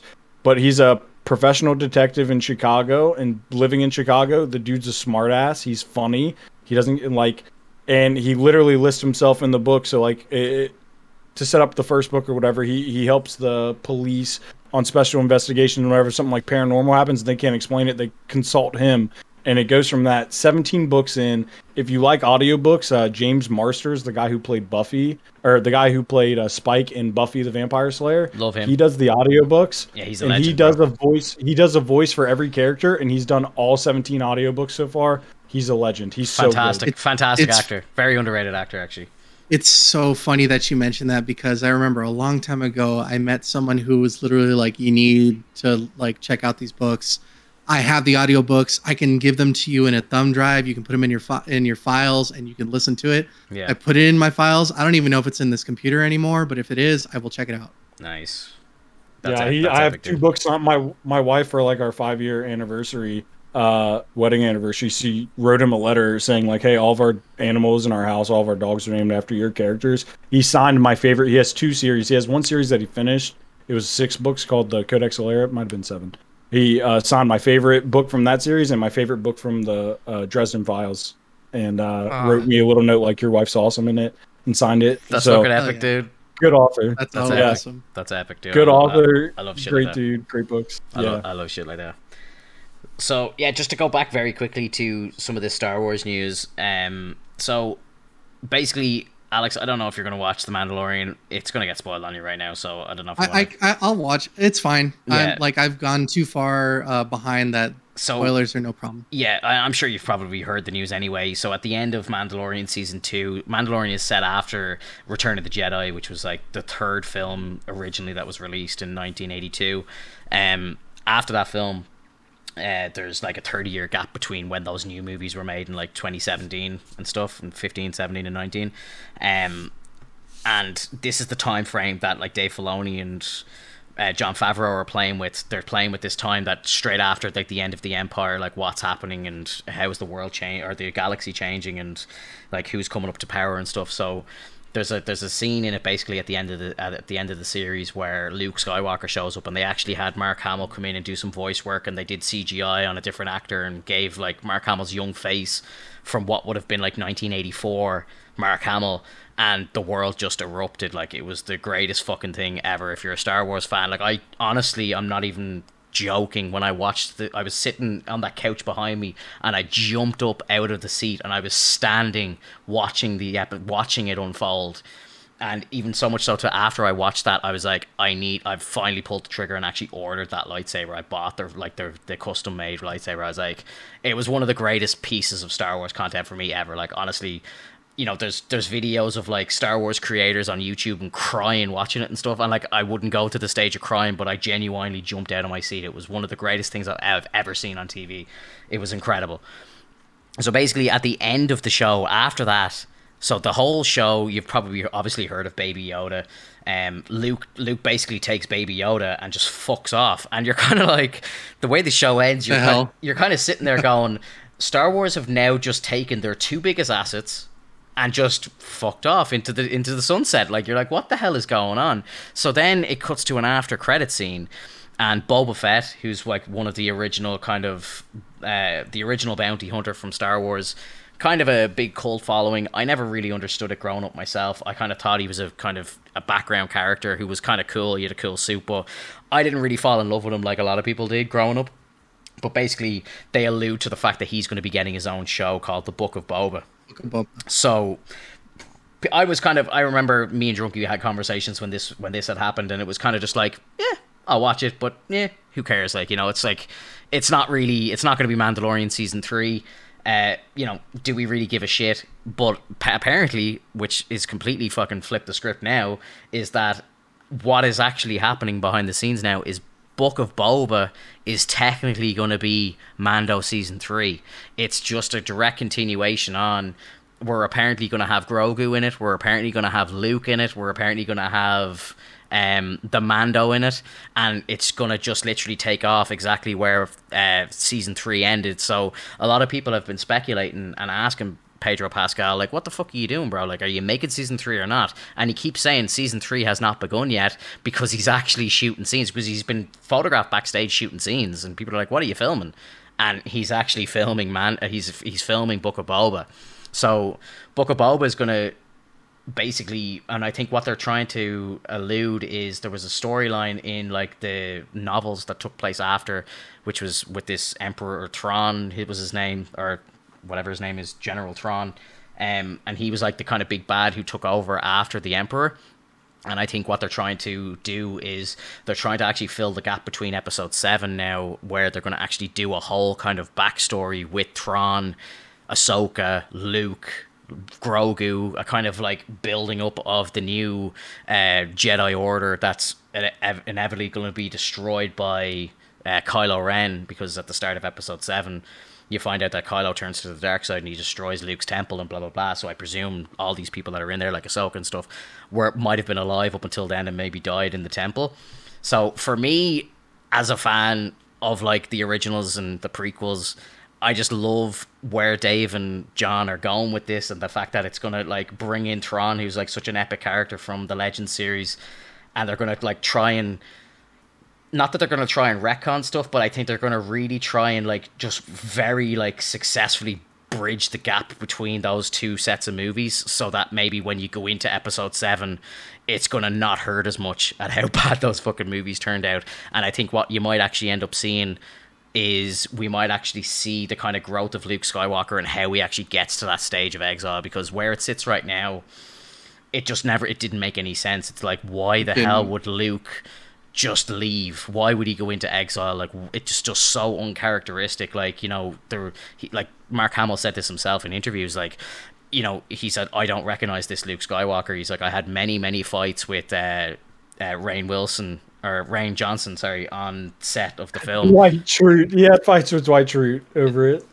No, just like saying like how much like this wasn't his Luke Skywalker. Like, he refers to him as Jake Skywalker. It's some fucking twisted, like, it's not the character that George created and stuff. And I think now what they're trying to do is they're trying to like bridge that gap. And I think if everything that I've just said is actually true and is going to actually come to pass, I'm really excited. I think it's going to be a really young interesting Kylo too. Young Kylo would be sweet, man. I'd love to see him like Ben Solo as a good guy. Like, you know, maybe we jump kind of 10 years into the future and we do like Mando season 4, or like Luke gets his own show or something, and you know, you have like the New Order or something, like, you know, Star Wars New Order or something like that, and it's just a show based on Luke creating the council. Like, there's a lot of scenes that you'd love to see, like him and Ahsoka try and share stories about Anakin and stuff like that. Like, imagine her talking about Anakin as a Padawan and stuff. Like, that shit would be fire. I don't want any of those scenes. I'm literally such a fan of what you said earlier that I'm full send on that. I want them to get as far away from the Skywalker saga as they can. Yeah. I want literally no more content in that era. I want either past or present. Step away from it. Stop trying to band-aid up your poor performance in the end. Leave it for what it is. You messed up. Go make better shit now. Yeah, no, I think that definitely needs to happen in the movie space, but I love what they're trying to do in the TV space. I just think, you know, there's a lot of really cool content. There's obviously the Andor series, which takes place around just before probably Star Wars' best movie ever, Rogue One. Like, you know, and then you've got George Lucas coming back on as a writer and a producer on that, and I think he's gonna have something to do with this new Sith show as well. Yeah, like there's still a lot of story to be told around the Skywalker saga, but not exactly involving the Skywalkers. And I think, I don't know, the Kenobi and the Ahsoka ones are the only ones I can think that I would even have interest in watching. Yeah, I'm still big into Mando and where that's all going, but I do agree the next movie trilogy needs to take place 1,000 years before any of this ever happened, or 1,000 years after.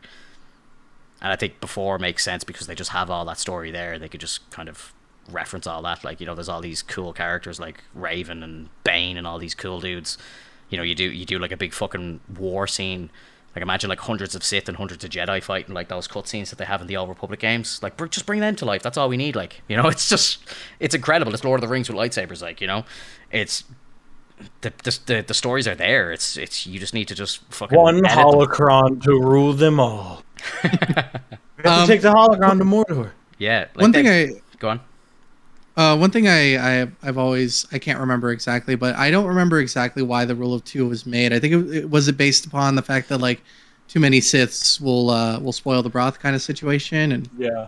If there's too many Siths, there's always going to be one that's going to try to overtake. So pretty much they limit it to the rule of 2. So it's like you pretty much know who's coming to stab you in the back, and when you're ready, whenever you feel froggy, try to jump, and if you can become the master, you can.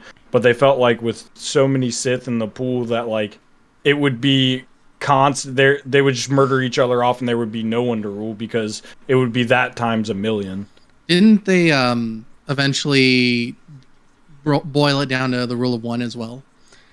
And like in the later series or in the extended universe of the books. I don't know. Not sure. I don't know. I know the Sith lost like the Great War, which takes place around the Old Republic. Like there used to be hundreds of Sith and hundreds of Jedi, and I think the Sith lost that. And what they wanted to do, the whole rule of 2, was created so that they could stay under the radar of the Jedi, and slowly kind of build the plan to try and take back over. And I think the whole the rule of 2, it's always the apprentice gets arrogant and thinks that he can take over the master. Like that's always the way it is. Like the Vader, the second he meets Luke, it's like, let's team up and let's take over. Let's take out the Chancellor. Like that's just always what they do. Like I forgot that they had created that after the war. That was like their way to. I forgot that aspect about it, but it's all about hiding and just if Darth Maul's like we'll finally reveal ourselves to the Jedi, we'll finally have our revenge, it's just let's get in there, let's do a covert mission, let's wipe the Jedi out, and then we take over, and then that's when Vader starts creating all the Inquisitors. Because he needs to go hunt down all the Jedi, and that's what's going to be going on. There's an Inquisitor show coming as well, a live-action Inquisitor show, where we might actually get the dude who was in the game, the Fallen Order game, Cal Kestis. Yeah. You're going to have most likely going to have a live-action version of him. You're going to have a live-action version of Ezra Miller. That was confirmed. They've hired some. Won't they just use what's his name, the dude from Shameless? Yeah, no, he'll probably play Ian McKellen. He'll probably play. Yeah, I know the dude you're talking about, the guy who played Joker on Gotham.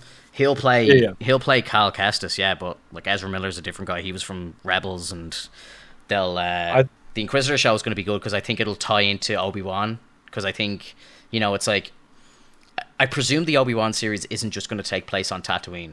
My guess is that for some reason he goes off world. I know he shouldn't. Like his job is to stay and watch Luke, but I think ruin it.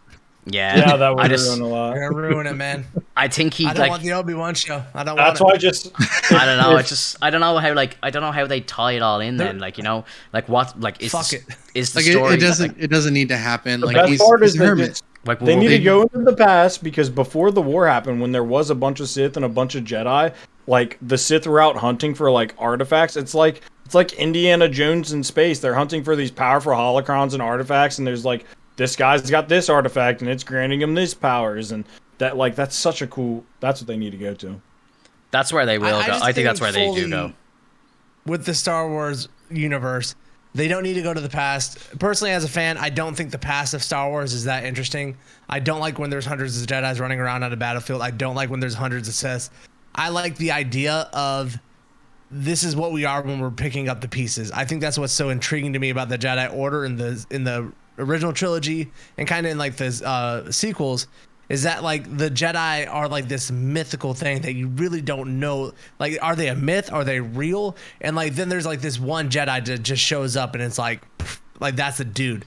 So I think they need to go like way, way, way into the future, and just kind of have that idea that Force users are not a lot. There's not a lot of them. They're very rare. And they're like wizards, like Gandalf. That's why Gandalf is so fucking awesome in Lord of the Rings. There's not a bunch of wizards running around. There's a fucking Gandalf, right? There's not a bunch of Jedis. There's Obi-Wan. Like that to me is the best of Star Wars. And although I think the art and the cinematic parts of it look cool, I think the broken down, picking up the pieces of a broken universe is always a more interesting story for me. And like outside of that, like I think they need to The problem I think I had with Star Wars TV shows, even though I like The Mandalorian because it's a Western and that's a cheap shot because I just love Westerns. I think that a lot of these TV shows are going to miss what makes Star Wars great. And it's why Rogue One, even though it was fantastic, kind of misses it. Solo misses this point I'm about to make. It misses that it's a space opera. It's a larger than life space opera with a lot going on, a lot of pieces moving. They need to make a fucking Game of Thrones Star Wars set like 1,000 years in the future where there's just so many there's power struggles and there's relationships that are huge.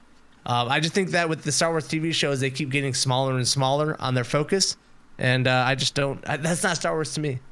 Yeah, I think definitely you lose going in the past. You lose that like Jedi Force users being rare, but I think it does still offer that opportunity, like to have that big power struggle. Because like the part that I like about the past is like they were looking for like these things that like when you think of a video game, you're like, oh man, I want to go get the helm of that because it has special properties. Like that's what they were doing in the past of Star Wars, and I thought was cool. They were trying to find these rare artifacts, and they were trying to get like all these things that were like mythical items. Like there was still the mythical aspect, but the mythical aspect was more on these powerful items from the original Force users and like the original Sith. So that's what I like about the past is that you get that form of it, but I do get where you lose like one of the coolest things about like Star Wars is like when they're like, oh, that's a lightsaber, that's a Jedi weapon, and like you lose that going in the past. I love in Mando season 2 where, you know, when Luke first shows up and you just see the fear in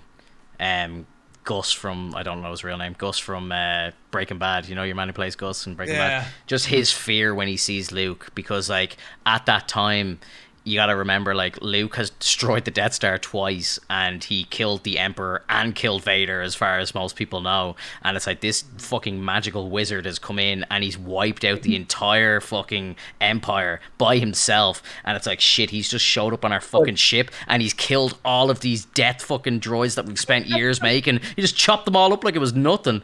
Like, so yeah, I agree. Like, you know, there's so much more power to that.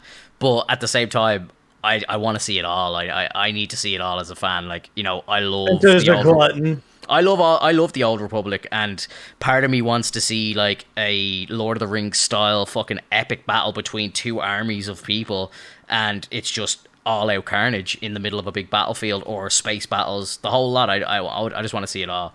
I think I feel like they tried that in the second episode and it kind of fell short though. Maybe that's why Drunky's saying he doesn't want to see it, because you see that field when they go to rescue Anakin, and you see all those lightsaber users run out there, and they're just all you just see is little lights going like this. Yeah, but that's them fighting like flying fucking ants and shit. Like, you know, when they're fighting Sith and it's these epic like force battles, I think it hits a bit differently. Like, you know, or like they have like, there's a couple of fan films that are up on the internet of like, you know, groups of Jedi. There's a Darth Maul fan film, and it's fucking it's got like female, it's got like the one that's got like the female Darth Maul in it too.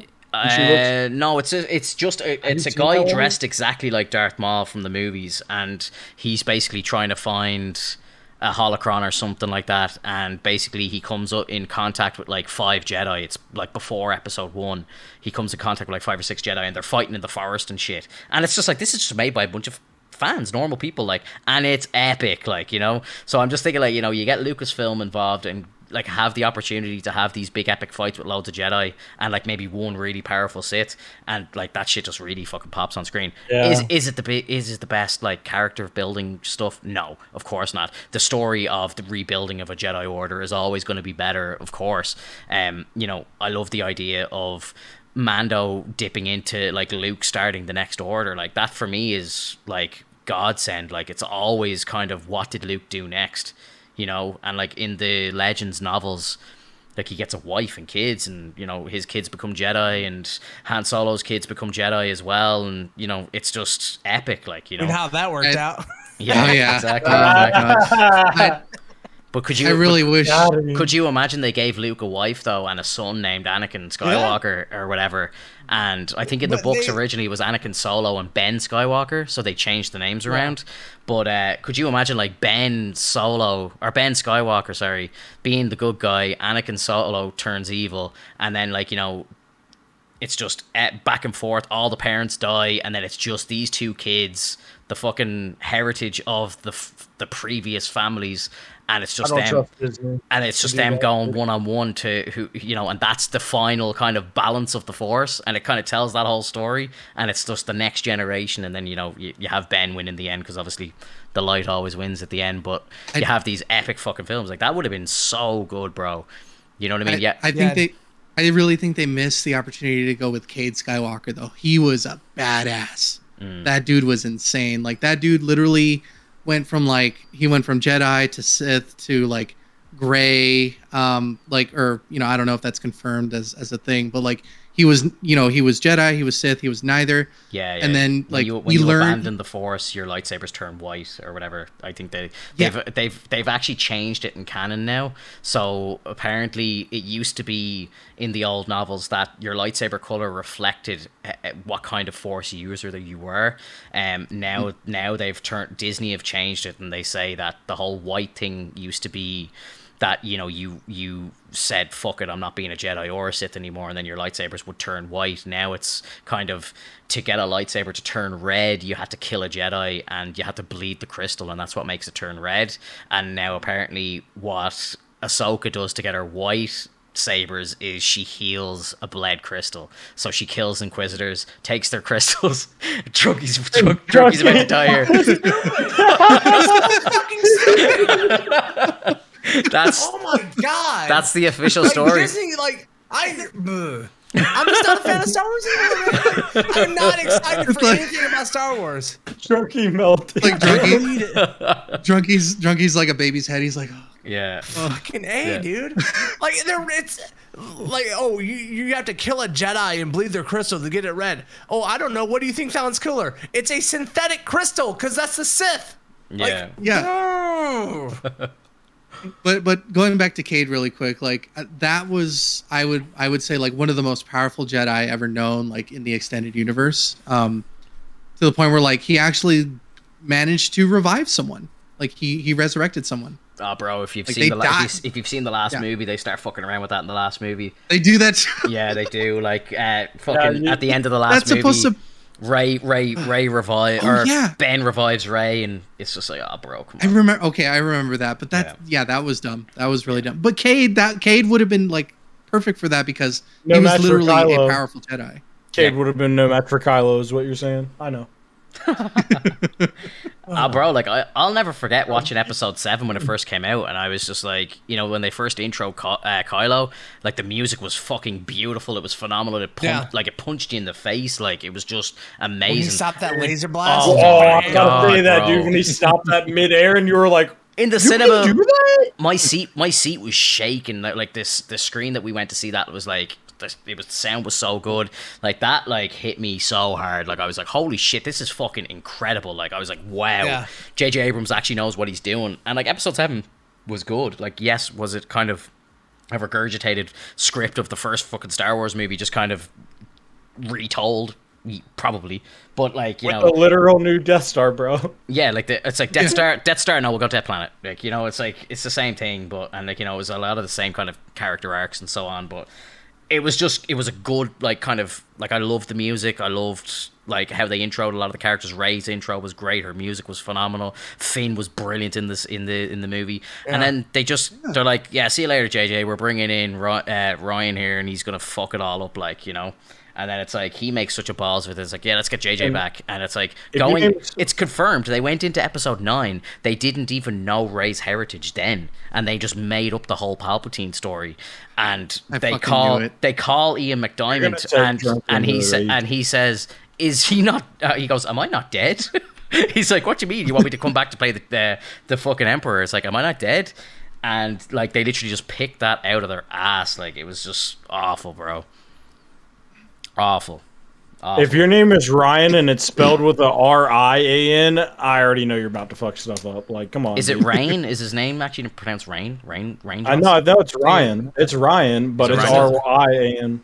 Yeah, I don't know. Yeah, I always thought it was Ryan, just spelled like a dipshit. Well, I actually hated him. I hated him for so long. Like, there's a lot of things in that movie. Although he did blow up Luke's character and he did a lot wrong in that movie, there were some really cool like thread lines he started in there that could have been like picked up and ran with.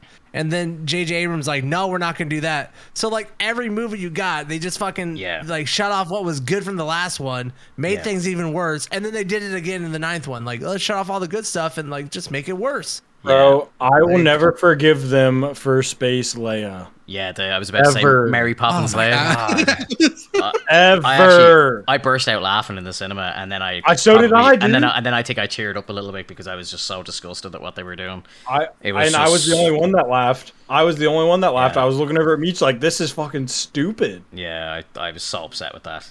Oh, that was so bad. And then like even they were talking about. I was listening to a podcast where they were kind of talking about like, you know, what do you do like with this whole like Mando and like Book of Boba? Like, do you like do more CGI Luke? It would be kind of cool, but it doesn't work in the long run. You know, like, you know, the more you look at Luke's face on screen, you kind of start picking at like the CGI, and you see like his lips don't move properly, and you know, it's like, do you then like recast someone so fucking important? Like, you can't really recast Luke Skywalker. Like, you know, I think if you're gonna do that, you have to get Sebastian Stan with the wig on, and he looks just like him. But it's like, I don't think technology's there just yet. We already know Luke can astral project. That's all your excuse is. He astral projected himself the whole time. No, I know but personally, it's just if the you CGI did the doesn't work work. and got someone that looked like him and had the work, had the hair like the long, you know, the kind of mid-length hair. Like if you put in the effort to make it look like it's a Luke Skywalker, even if you recast him, I'll watch it, because I just know you can't. You know, if we want to tell these stories about Luke's character, we can't. I'm okay with it. Yeah, like I think. What's the point? Because we know where Luke's character goes. Like the sequel trilogy ruined so much of Star Wars. It ruined so much. Like I am not interested in anything now. Like the Mandalorian story, anything going on in between the original trilogy and the sequel trilogy, I just don't care.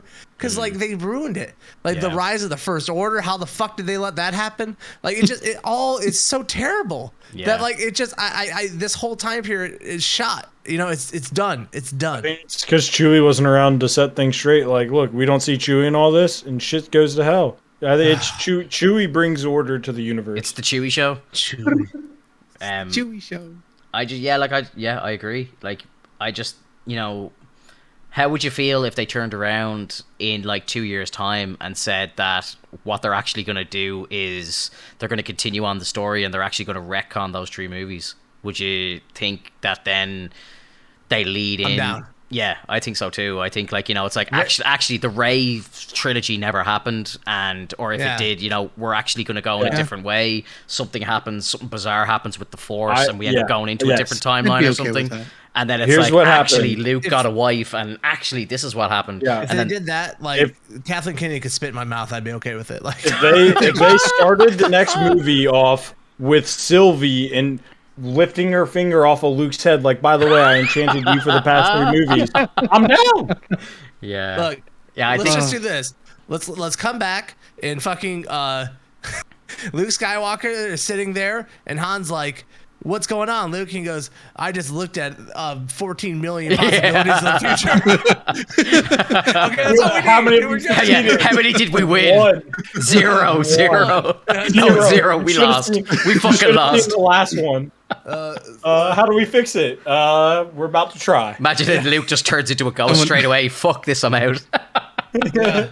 Someone Yeah. cracks open a green lightsaber and you see a time stone. That'd be fucking bad, yeah. Yeah. Bro, like, And it might sound crazy, but you know that's better writing than what they do, or it's on par with the writing that they do right now. Like, it's on par. This isn't a Kyber crystal. This is an Infinity Stone in my lightsaber. Yeah. Crossover event by Disney Plus, everyone. And then you just see Thanos going, "I'll do it myself." What did it cost you? Everything. I want Ray to slide down in the fucking desert, and that fucking TVA agent comes out of nowhere. And just like opens the door. Yeah, sorry, you're fucking up our whole thing. Oh, dude, that'd set be the so grenade, good, and we're bro. off. We're back in it. That'd be They do so one movie good, where dude. Ray is going back and fixing the timeline nexus events from the sequel 3, and then they fix it for us. to destroy this trilogy would be to court death. They actually, it's true. Funny enough, they actually did a Lego series. The reason why I know this is because my little dude watches it quite a bit, like because he loves like Lego. But he watches this Star Wars like Disney special, and it's actually Rey after the movies, and she's like trying to like she's got her yellow lightsaber in it and stuff, and she ends up finding this like Sith holocron, but it allows her to time travel, so she starts jumping back in time and ends up in like episode 1, 2, 3, and like different versions of Obi-Wan are around and stuff, and it's like it's just fun because they're doing it in Lego, like, you know, it's not to be taken seriously, but they actually do. I take it very serious. They actually do like a time hopping thing, like, and it's in Lego form, but it's actually a lot of fun. Like, it's really good. It's really good. Like, it's still better than the movie she was in, wasn't it? Oh, 100%, yeah. 100%. Exactly. And I feel so sorry for her as an actress because, like, you know, she took the role very seriously. You know, and you can just Google it. Like, there's interviews of her just absolutely devastated with how it all turned out, and you know, not her fault at all. She had a promising role. Yeah, she's got a job. She's an actress, you know. It's not her job to write the scripts and so on. And like, you know, there's crazy shit about JJ as well, like, and how he went and sat in the premiere, and his final cut that was given was not the movie that was shown at the premiere.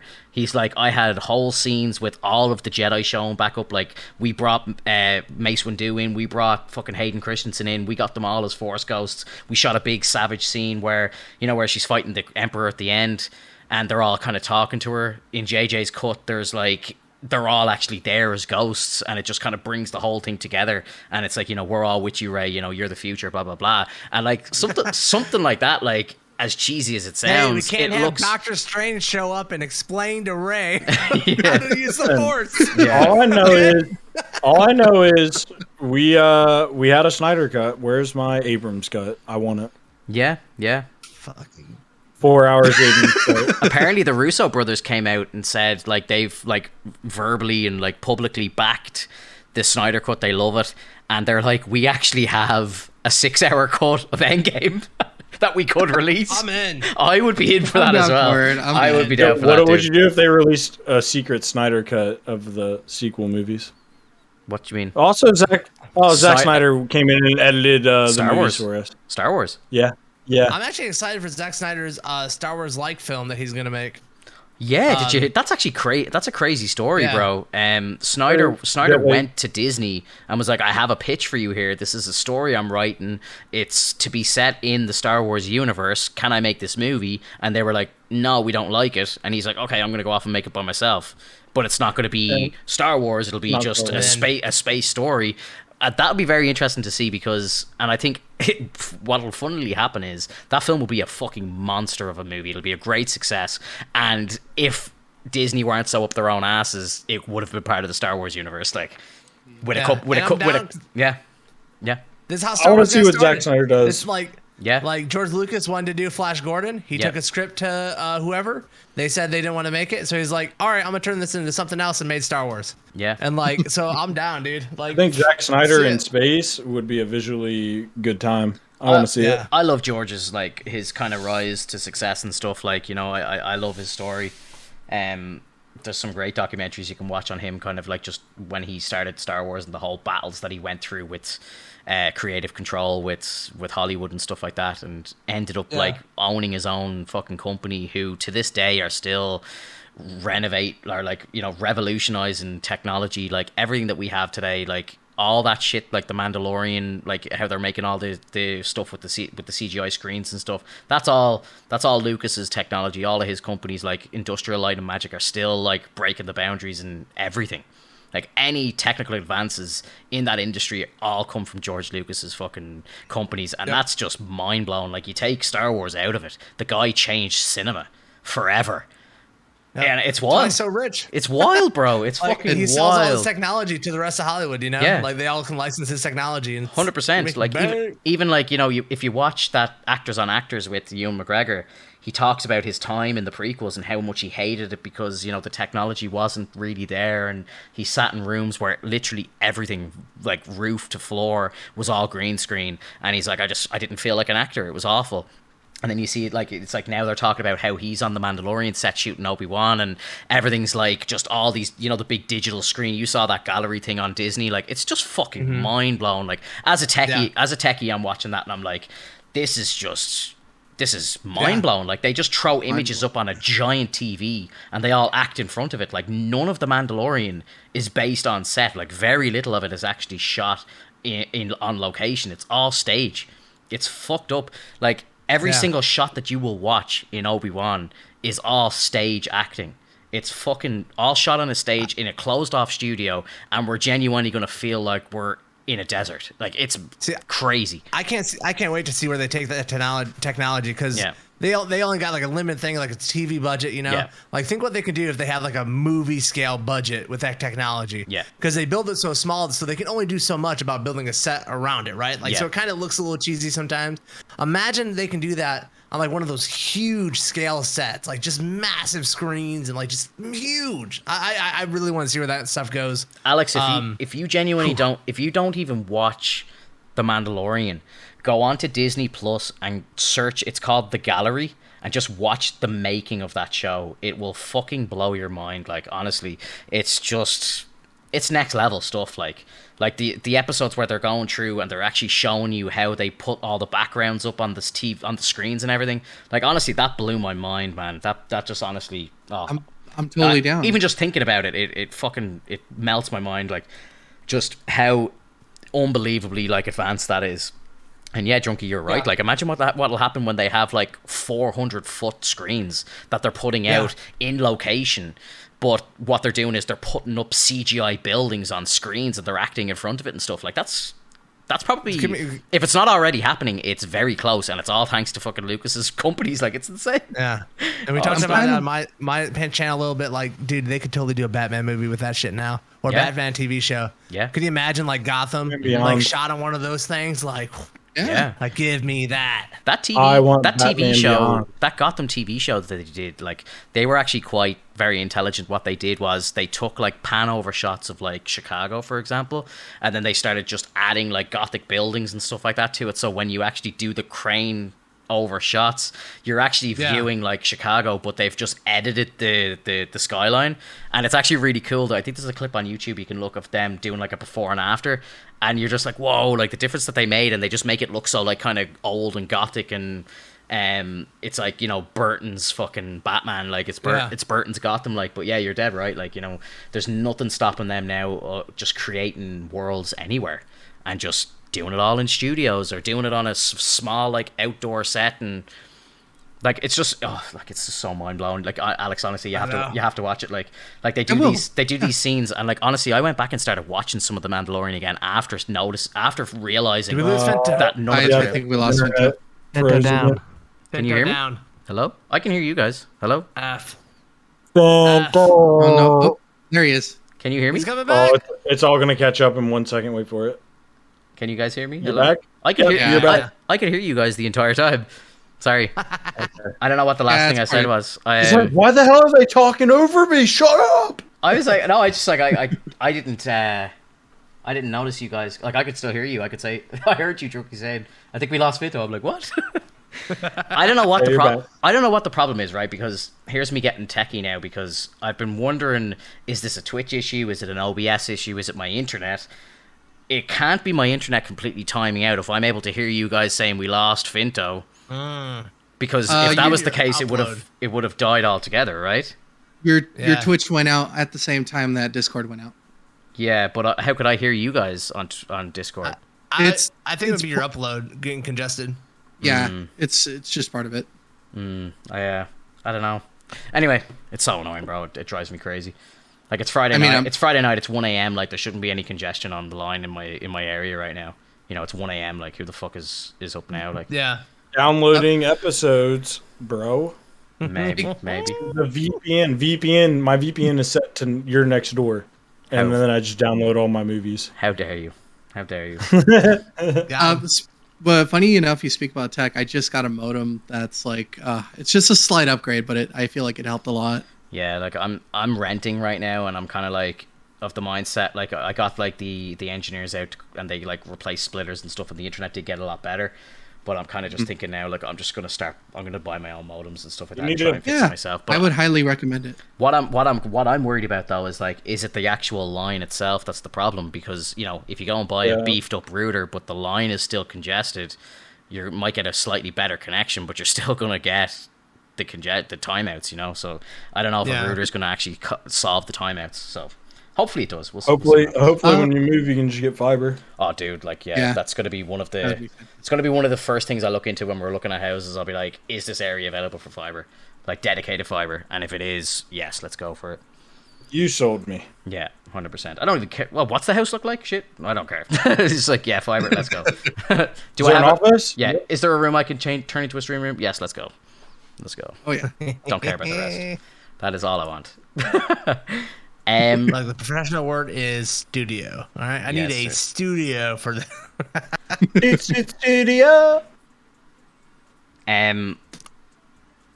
Did you guys hear any of the news around like Ezra's Flash movie?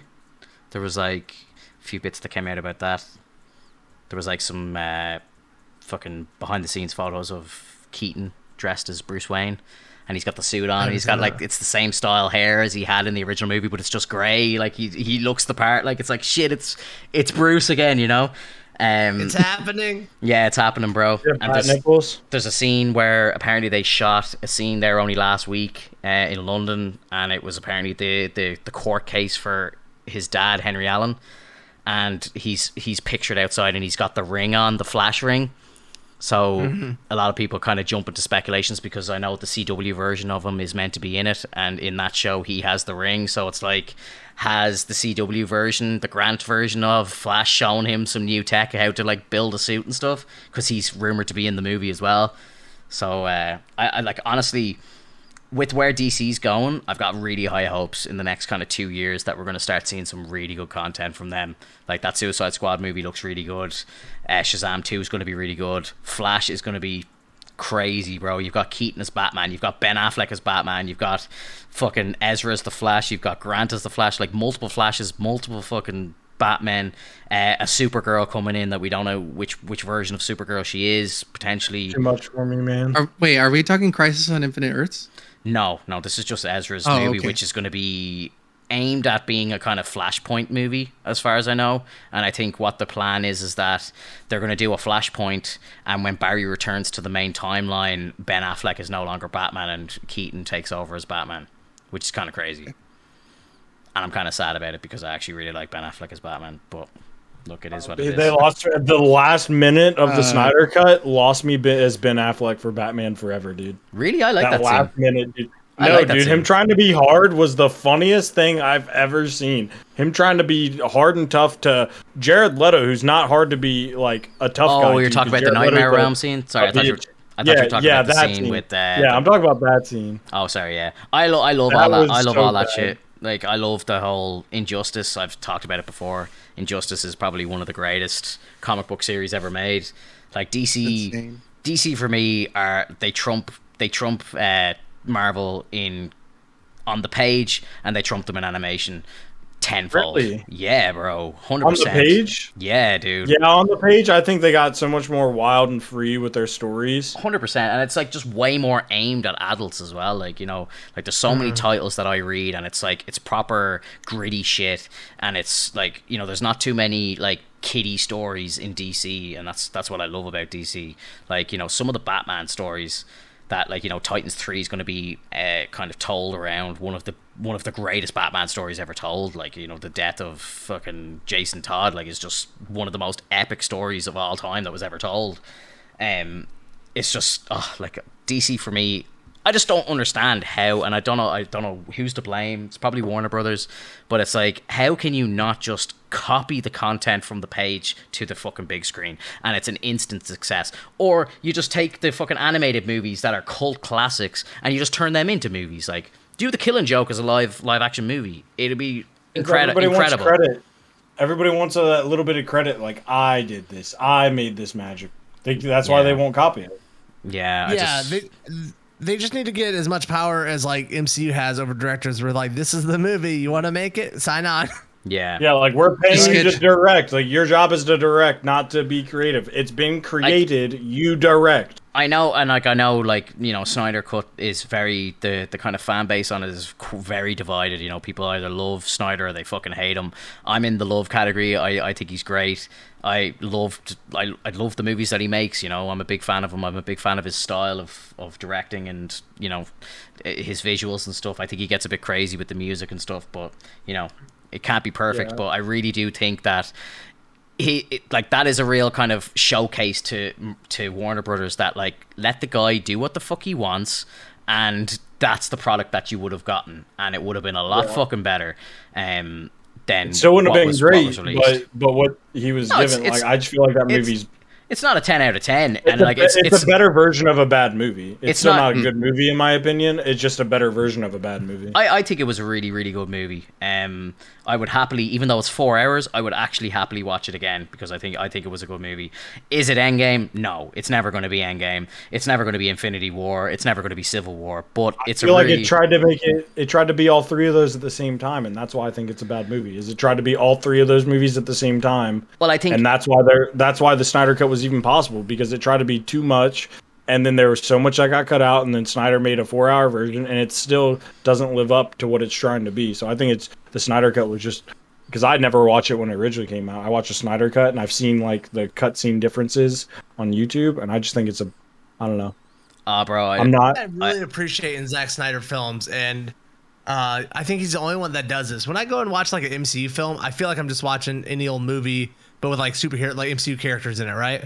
A Zack Snyder film feels like a completely different movie experience out of everything else I go to see. He puts you in this weird alternate universe of reality that somehow works. Everything looks so looks so nice. It's crazy. I don't understand it. It's stunning, and I think you see Snyder has the idea where you actually see scenes from his movies are just adaptations of the page coming to life, and I think it just works. There's that infamous scene where Batman swoops in and you see the lightning behind him, and it's the epic cover that was The Dark Knight Returns, and which is the story that he told.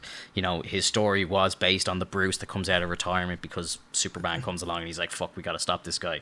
And I love everything that he tried to do, and I think a lot of the failure of those movies are not his fault. And I don't think it's the movie's fault either. I think it's all this political fucking bullshit that goes on behind closed doors with Warner Brothers and this whole fucking trying to just control people and take back fucking final cuts and all this shit.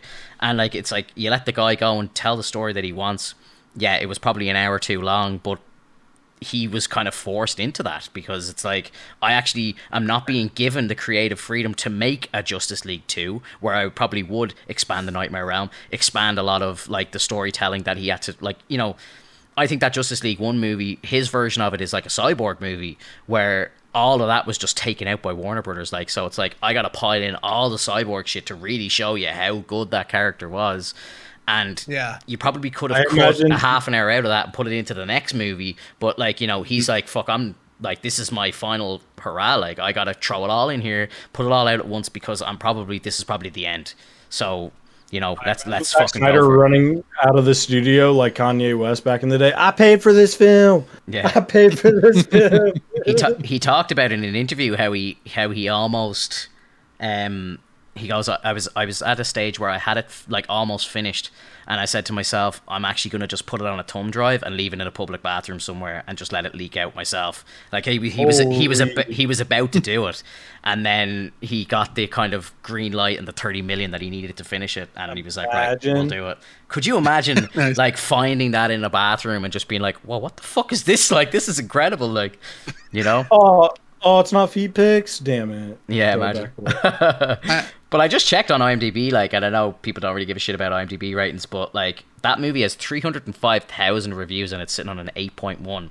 And if you go back and look at a lot of the MCU stuff is sitting in the mid 7s and stuff. So the movie was liked by a lot of people. Now, I don't know if some people are putting in a high score to say, fuck you, Warner Brothers, and maybe there's a kind of bit of that, and I don't know. And maybe some people are putting in low scores because they're like, fuck Zack Snyder, I don't like him.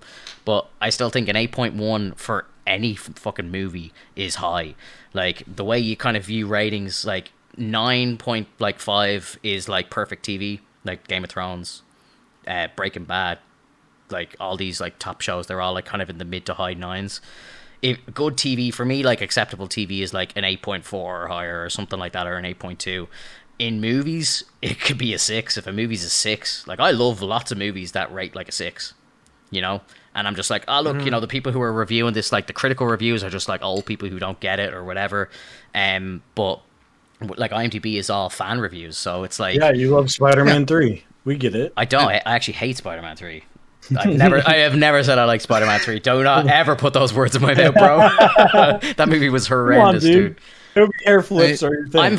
I'm thankful for that movie because it's given us so many memes and so much comedy after. But no, that was not a good movie. The Toby crying meme is one of my favorites. I'm loving all the bully fucking Toby or the bully Maguire videos that are going around. Are just some of them are just fucking genius, bro. There's him like in Endgame and he's like beating the shit out of Thanos and stuff, and he's like, "You're gonna cry," to Thanos as he's down about to die. Like, oh, bro, like that's comedy gold for me. Like, that's funny, dude. Regarding another director, is Jon Favreau, like anything that Jon Favreau touches, I feel like is pretty well adjusted as well. Well, I think Favreau, you know, Iron Man 1, Iron Man 2, like, you know, he kind of kicked off the MCU.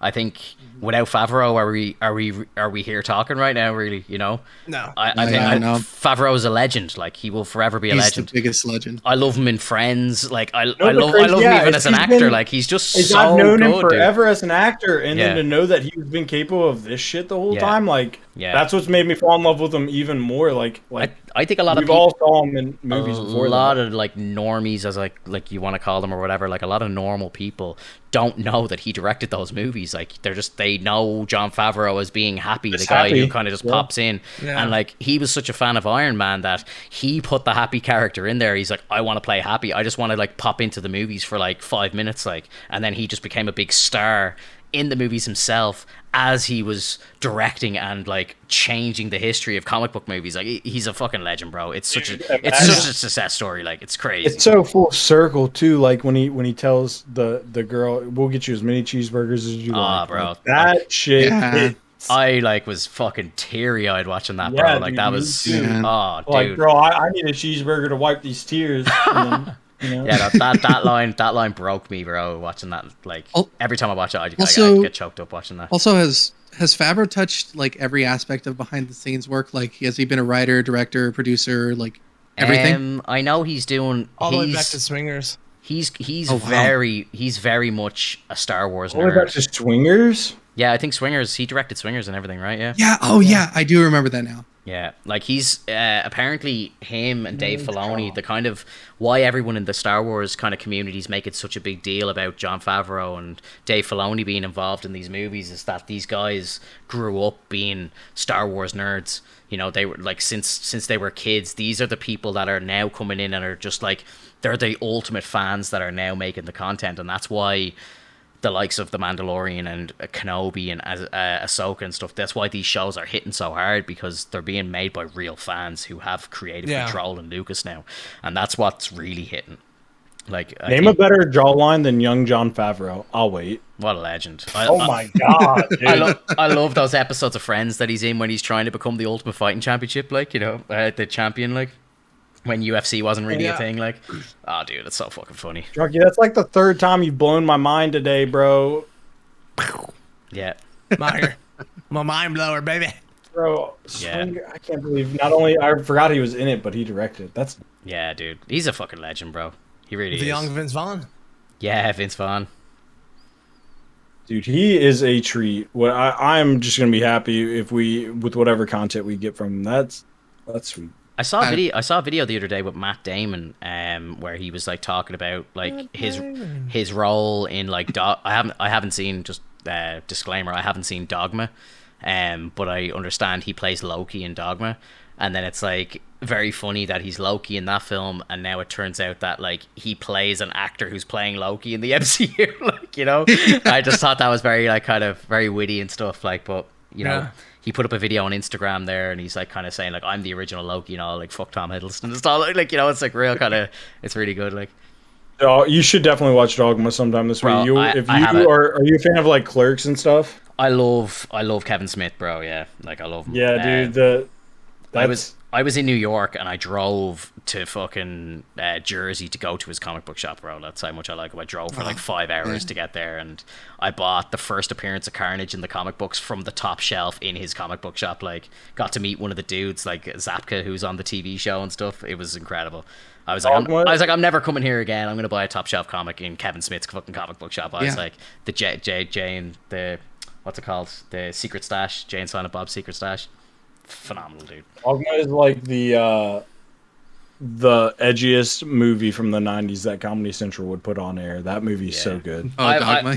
I've heard so many people talk. I've never seen it. I don't know why I've never seen it. It's one of those movies that, you know, the way you've just got everyone's got gaps.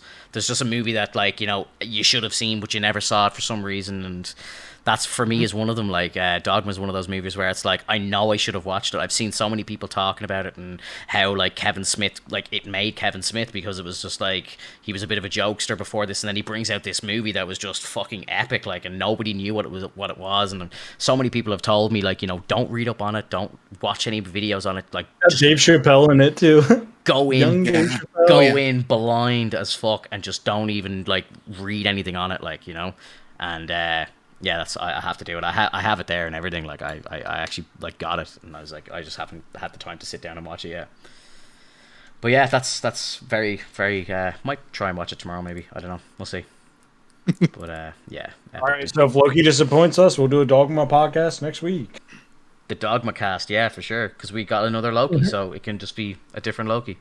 Yeah, we'll talk about a deserving Loki. You know, Matt Damon. Jesus, I think it's gonna be fine. I have good hopes. I think it's gonna be fine. I think it will end strong. I'm a big Rick and Morty fan. I love just the wildness of that show, and I think if, like, you know, they start to do some crazy shit, I really think that it'll work. Especially if they're bringing in, like, you know, Frog Thor and all this fucking shit. Like, I think it'll really work. Like, the big pendulum swing back right now. If we're still swinging the wrong direction on this next episode, it's gonna really put a heavy weight on episode 5 and 6 to pull the series out, because to have 2 episodes back to back in a 6-episode show. Alvin wants to know how do we rate the series so far in its entirety? I suppose out of 10. 3 out of 10. 3? Whoa. Yeah. Like the first 3 episodes altogether. They got a point for showing up. That's messed up, dude. Participation points. That's what Drunky's giving. Damn. For me, like, I'd say 6, because 6 without this last episode, just off the first 2 episodes, I would have said 8. This last episode pulls him down. Yeah, I think the first episode, like, was almost perfect. Like, I remember, if I go back and listen to us talking about the first episode, the only thing I didn't like about the first episode was the continuity problem with his hair.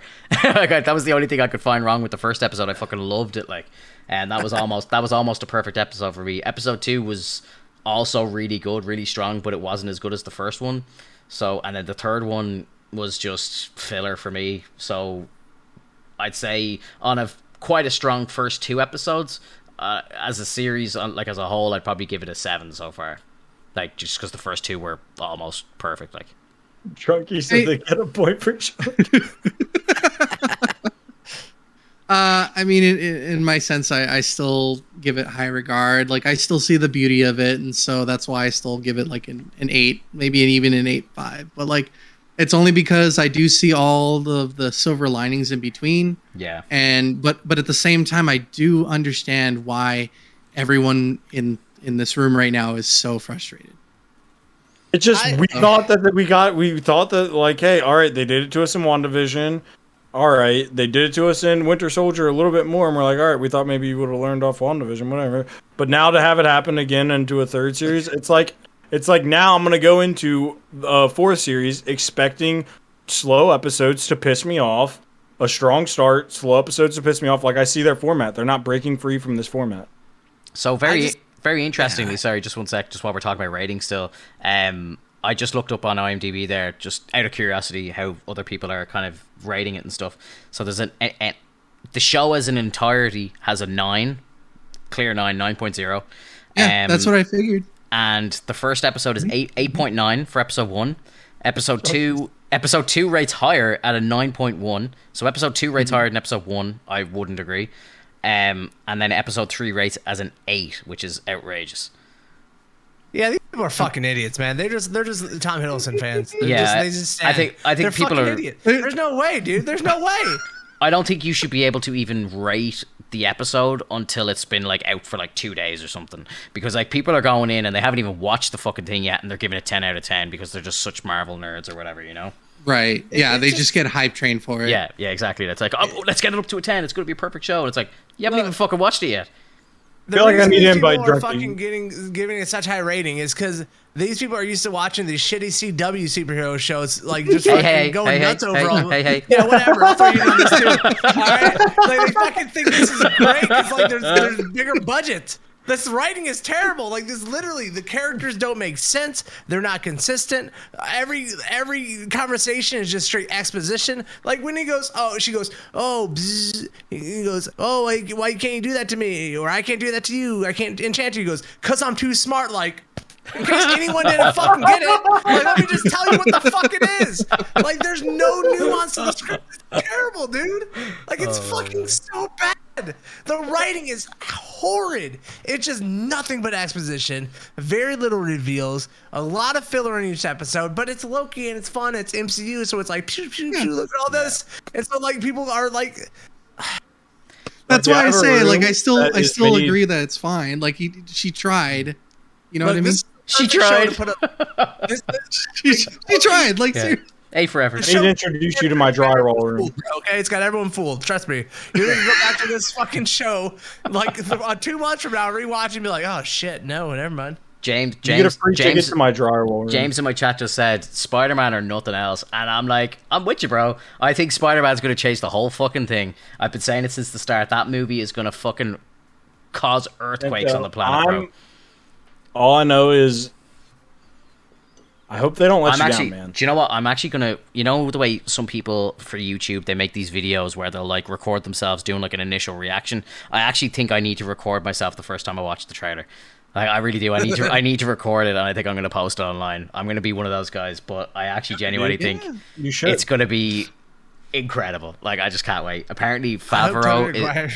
Sorry, not Favreau. I think apparently Feige is holding the trailer, and people are going fucking insane. People are like commenting under the Shang-Chi trailer, like, how can you give us a second trailer for Shang-Chi when there's no fucking trailer for Spider-Man? What the hell is going on at all? Everyone's going Spoilers, mad. That's why. I think somehow it's going to link to the end of Loki. There's going to be something that's going to happen that's going to link to Spider-Man 3. So they can't show it until Loki ends. So I think what they might do is potentially put it in with, like, after... So we'll get Black Widow, and then Loki will end, and then boom, the very end of Loki might be like season 3 for, or sorry, not season 3, the third movie for Spider-Man.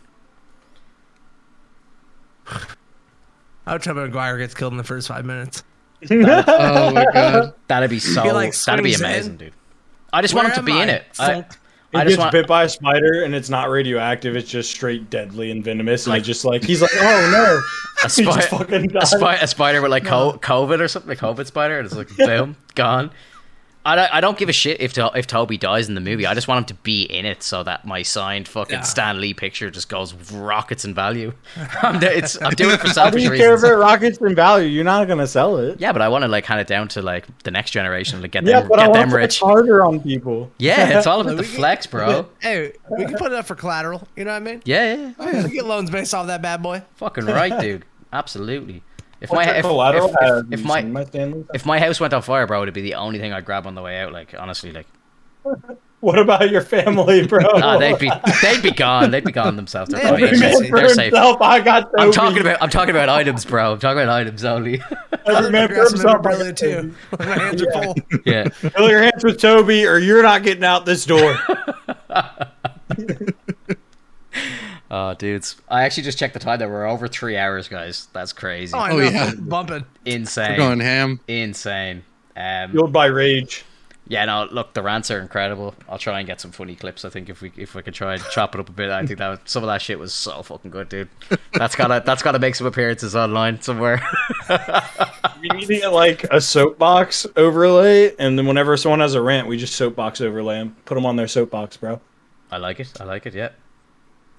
Amazing, guys. Can it be a Go ahead. Sorry, can it be a community clip, or would it be too much? I don't care. I actually put. Funny enough, I hope Max doesn't mind, but remember when Max was showing his ass last week on the podcast?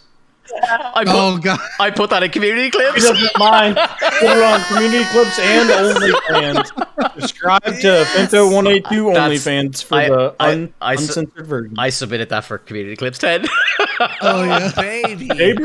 I just want to let you know, Drunky, Alex is trying to go for the most submitted. It doesn't even matter if it's his channel. He's trying to submit the most community clips he has clipped himself.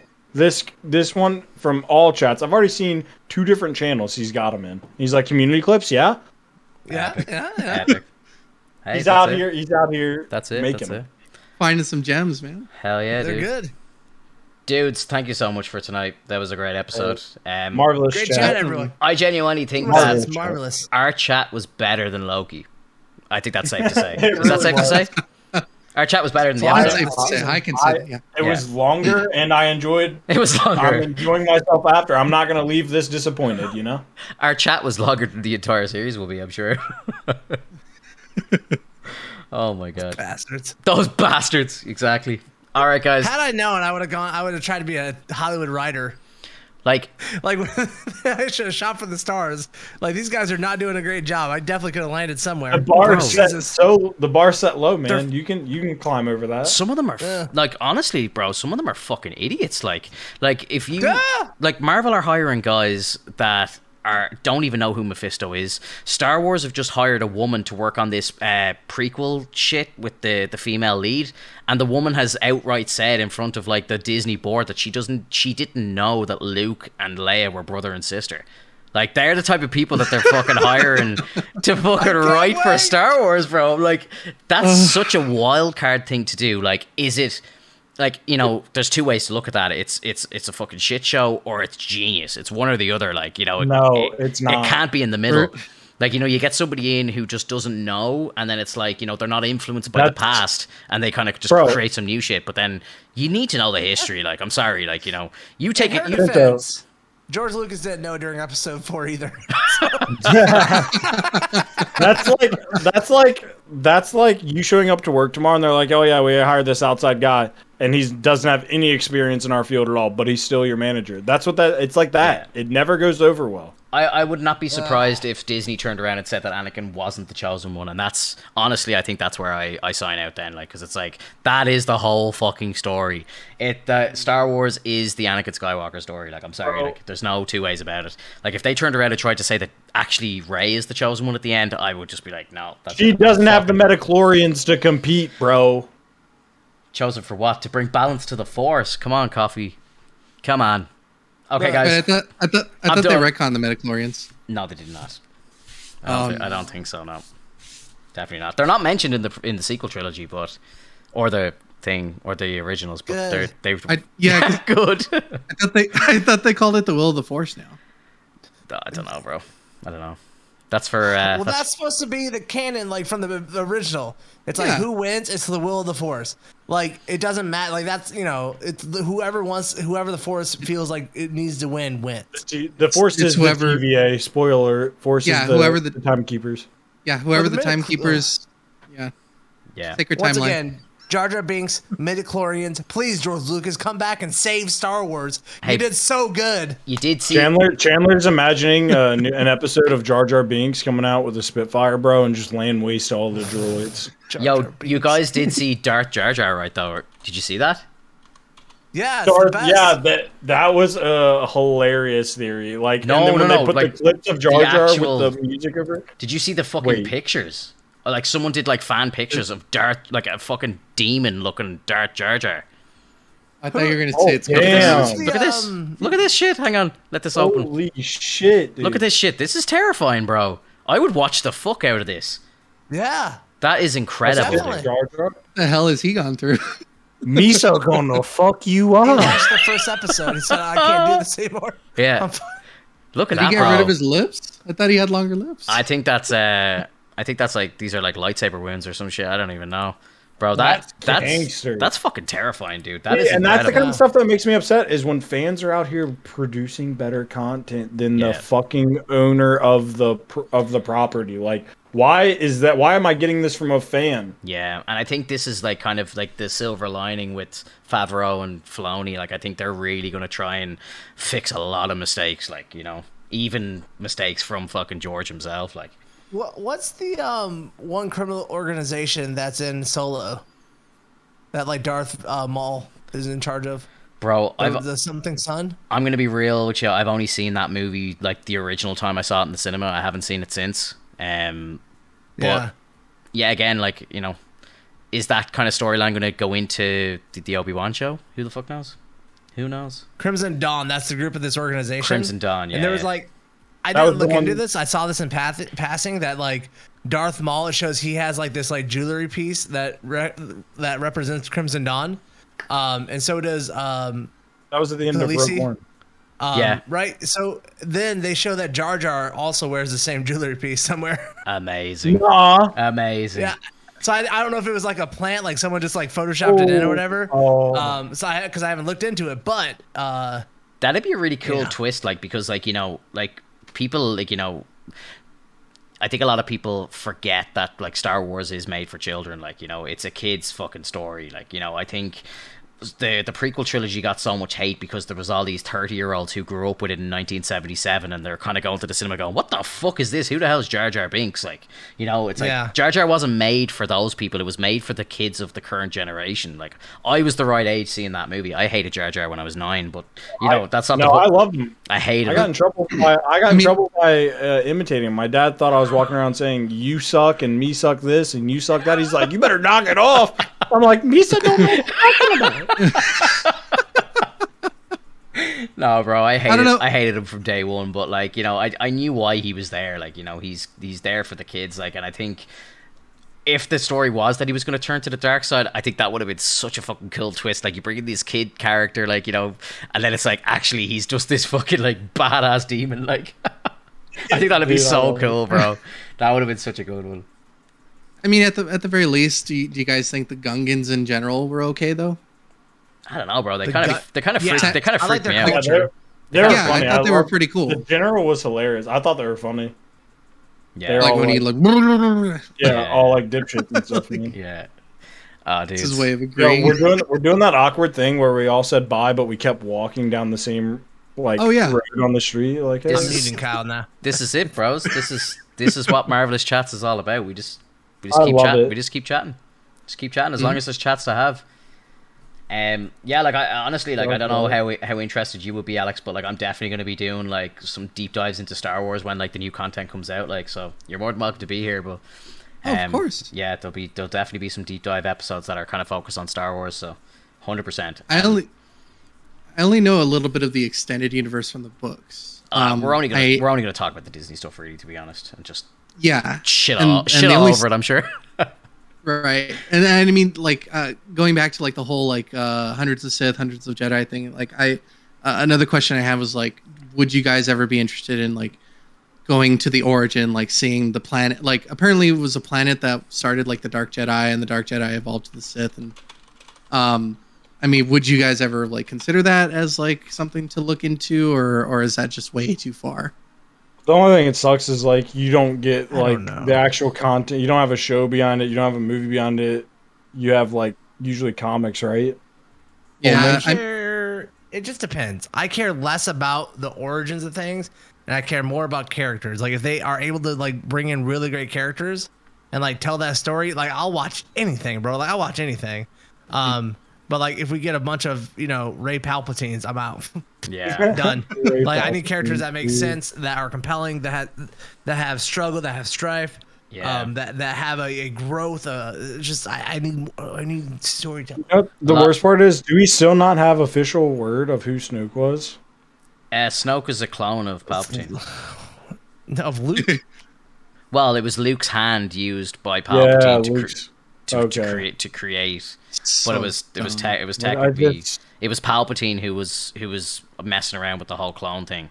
And if you think about it, really, the whole clone thing has been the storyline from the beginning as well. Like, it kind of it makes sense in a way, and how he was so arrogant and like thought like, you know, like, you can't kill me because he just clones himself. Like, technically they, like, you know, they say that he, like, Palpatine was Rey's grandfather, but technically his son was actually just a clone of himself. So really, she's actually his clone's daughter, if that makes sense. So Rey is actually the daughter of a clone of Palpatine. Biologically, she would be like the daughter, technically. So I don't know. It's all over the place, bro. I hate this.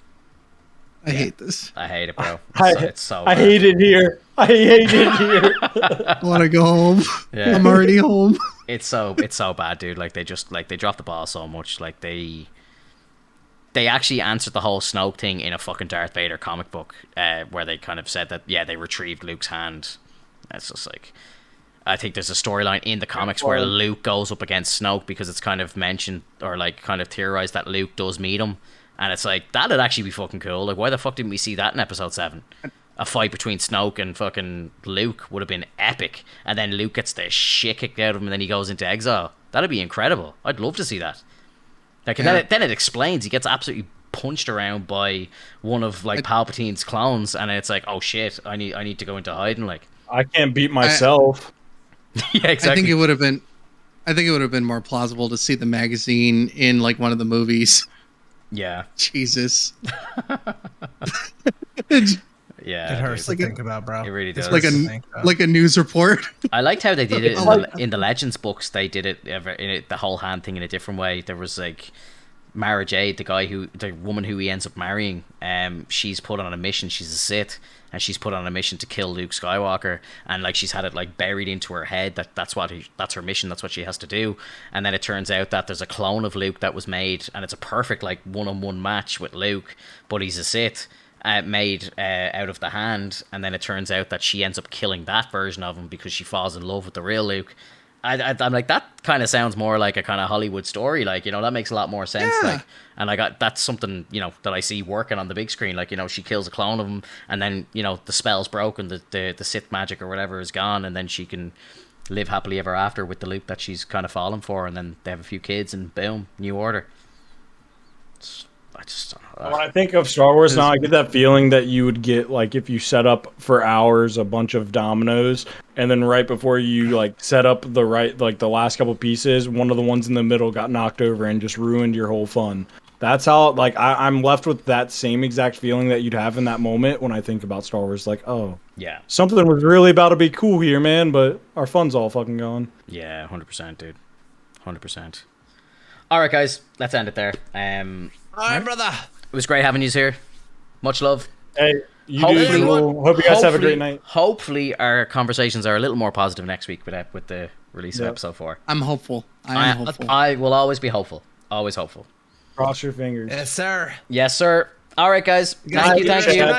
Later. Later, guys. Bye, everybody. Bye. Bye. Yo, guys, thank you so much for hanging out. That was great.